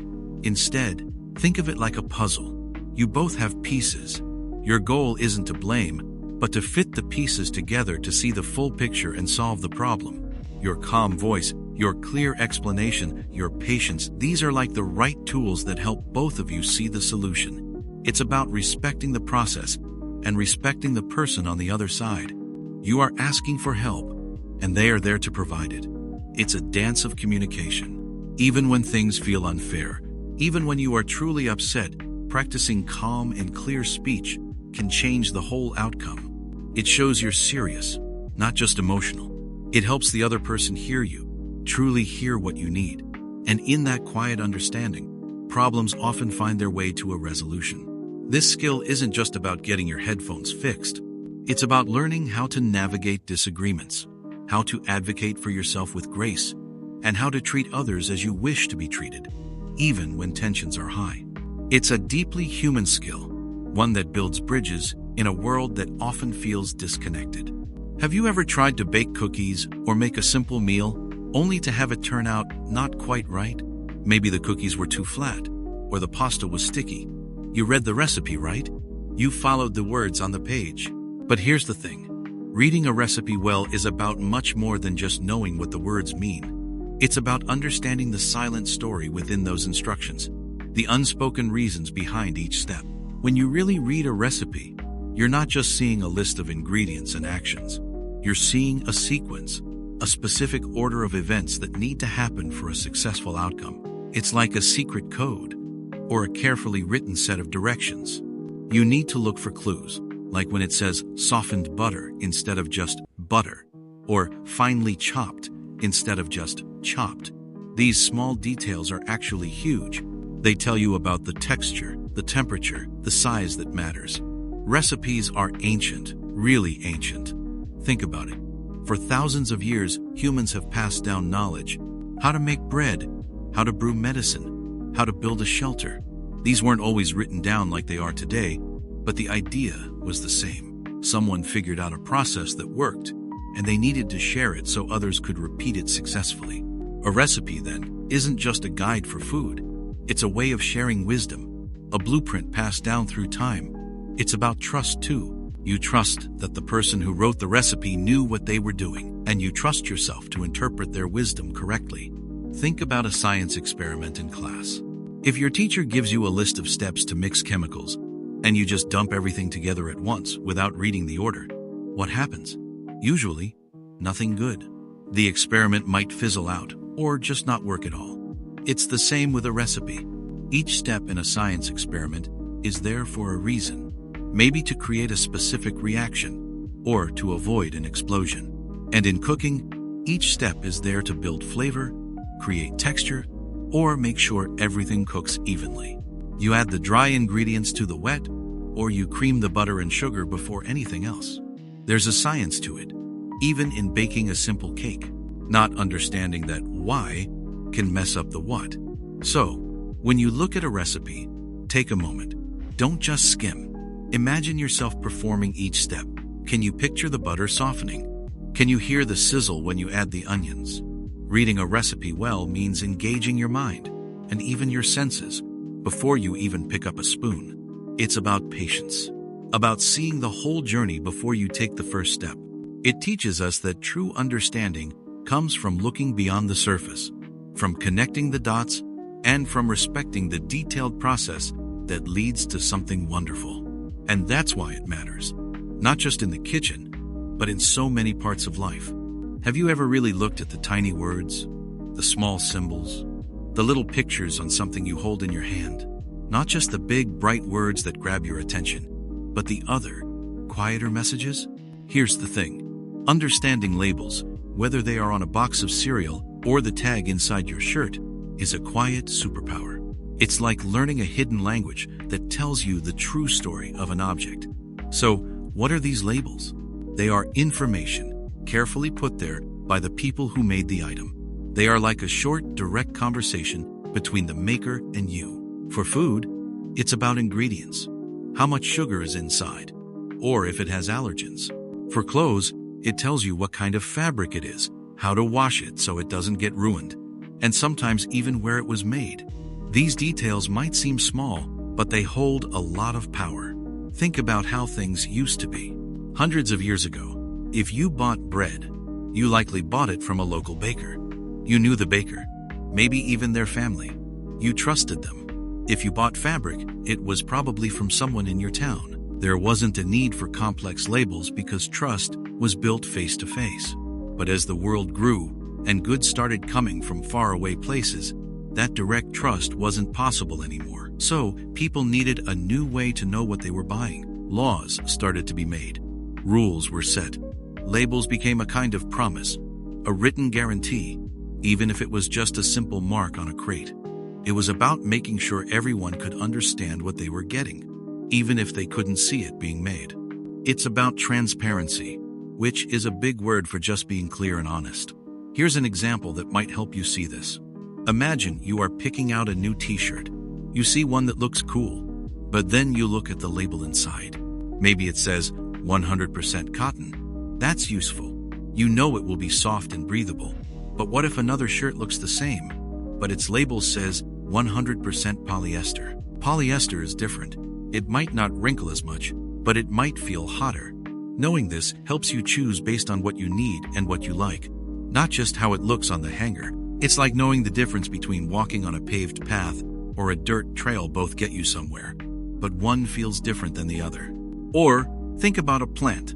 The shape of its leaves or the color of its flowers tells you something about what kind of plant it is and what it needs. Labels are like the leaves and flowers of the products we buy. Reading labels, really understanding them, is a simple act of paying attention. It's about taking control of your choices. It's about being informed. It lets you decide if a food item truly fits your needs, or if a piece of clothing will last. It allows you to look past the bright packaging and see the deeper truth of an item. In a world full of so much stuff, where everything tries to catch your eye, knowing how to read a label is a quiet but powerful skill. It helps you become a more thoughtful person, someone who sees beyond the surface and makes choices with intention. It's a way to engage with the world, not just consume it. Imagine walking into a room filled with people you don't know. Maybe it's a new class, a club meeting, or even a relative's gathering. How do you start? What are the first words that come out? This moment, this simple act of saying hello and sharing your name, is one of the most powerful and often overlooked skills we have. It's about more than just knowing a person's name. It's about opening a door, setting a tone, and building the very first thread of a connection. Here's the thing. An introduction is your first small offering to another person. It's your way of saying, "Hello, I am here, and I see you." For thousands of years, people have had to announce themselves. Think about ancient times. A traveler approaching a new village wouldn't just wander in. They would stand at the edge, perhaps call out their name, their family, or where they came from. This wasn't just about politeness. It was about safety, about showing respect, and about establishing trust. It showed who you were and whether you came in peace. Philosophers, too, have explored how we present ourselves. They understood that our identity isn't just about who we are inside, but also how we choose to show that to the world, how we bridge the gap between our inner self and the outside. So, when you introduce yourself, you're carrying on a very old, very human tradition. You are stepping forward, making yourself known, and inviting another person to do the same. It's like tuning an instrument before you play a song. You don't just jump into the music. You need to make sure everything is set right, so the sound comes out clear and true. If the first note is off, the whole song might feel a little wobbly. But if that first note is clear and confident, it sets a good feeling for everything that follows. It's the same when you introduce someone else. You become the quiet guide, Helping two people find common ground. You give them a little bit of information about each other. A tiny map to help them start their own journey of conversation. And this skill, this simple act, has a quiet kind of magic. It's not about being loud or flashy. It's about being present, being clear, and being kind. Every time you introduce yourself or introduce someone to another person, you're not just saying words. You're helping build a tiny, invisible bridge between two worlds, two people. You are offering a piece of yourself and inviting someone else to do the same. It's a brave act of reaching out. And in that simple, shared moment, a new story, a new friendship, or a new understanding can begin, one quiet step at a time. Have you ever stopped to think about how we move through a world that's bigger than just our own street, our own home? It's a quiet skill, often overlooked, but knowing how to use public transport is more than just catching a bus or train. It's about understanding the pulse of a city, about truly belonging to a larger community. Here's the thing about public transport. It's not just metal and wheels. It's a shared journey. When you step onto a bus or subway, you become part of a temporary, moving society. You're sharing space, breath, and a common goal to get from one place to another. This idea of communal movement isn't new. For thousands of years, long before cars and paved roads, people traveled together. They walked in groups, rode in horse-drawn carriages, or sailed on shared boats. Cities grew up around these shared paths, these ways for people to connect and trade. It was about needing each other, about trusting the collective flow. And in a way, public transport today carries echoes of that ancient understanding. We move forward, together. Learning to navigate this shared space is a lot like being on a sports team, or even just moving through a crowded school hallway between classes. You know your destination, you have your own path, but you also need to be aware of everyone else. You need to predict their movements, make space, and sometimes even help someone who looks lost. Just like you wouldn't suddenly stop in the middle of a busy hallway on public transport, you learn to flow with the crowd, to be mindful of those around you. It's about understanding unspoken rules, like giving up a seat or not blocking the doors. It's a dance, really, of many people moving in harmony, each with their own purpose. So, what does this skill truly involve? It's about observation. It's about reading a map, yes, but also reading the room, noticing the signs, listening for announcements, understanding the rhythm of a station or a stop. It's knowing when to be patient and when to act. It's checking the schedule before you leave, so you're not rushing, but also being ready for the unexpected delays. It's about being present in the moment, rather than just scrolling on your phone, because the world around you is full of information if you just look and listen. In the end, mastering public transport gives you more than just a ride. It gives you independence. It shows you that you can rely on systems, on communities, and most importantly, on yourself. It teaches you to be a thoughtful citizen of the world, not just your neighborhood. It's a quiet strength, knowing you can step out your door and, with a little awareness and a sense of shared purpose, go almost anywhere. It's a journey of quiet discovery, finding your place in the vast, moving tapestry of human life.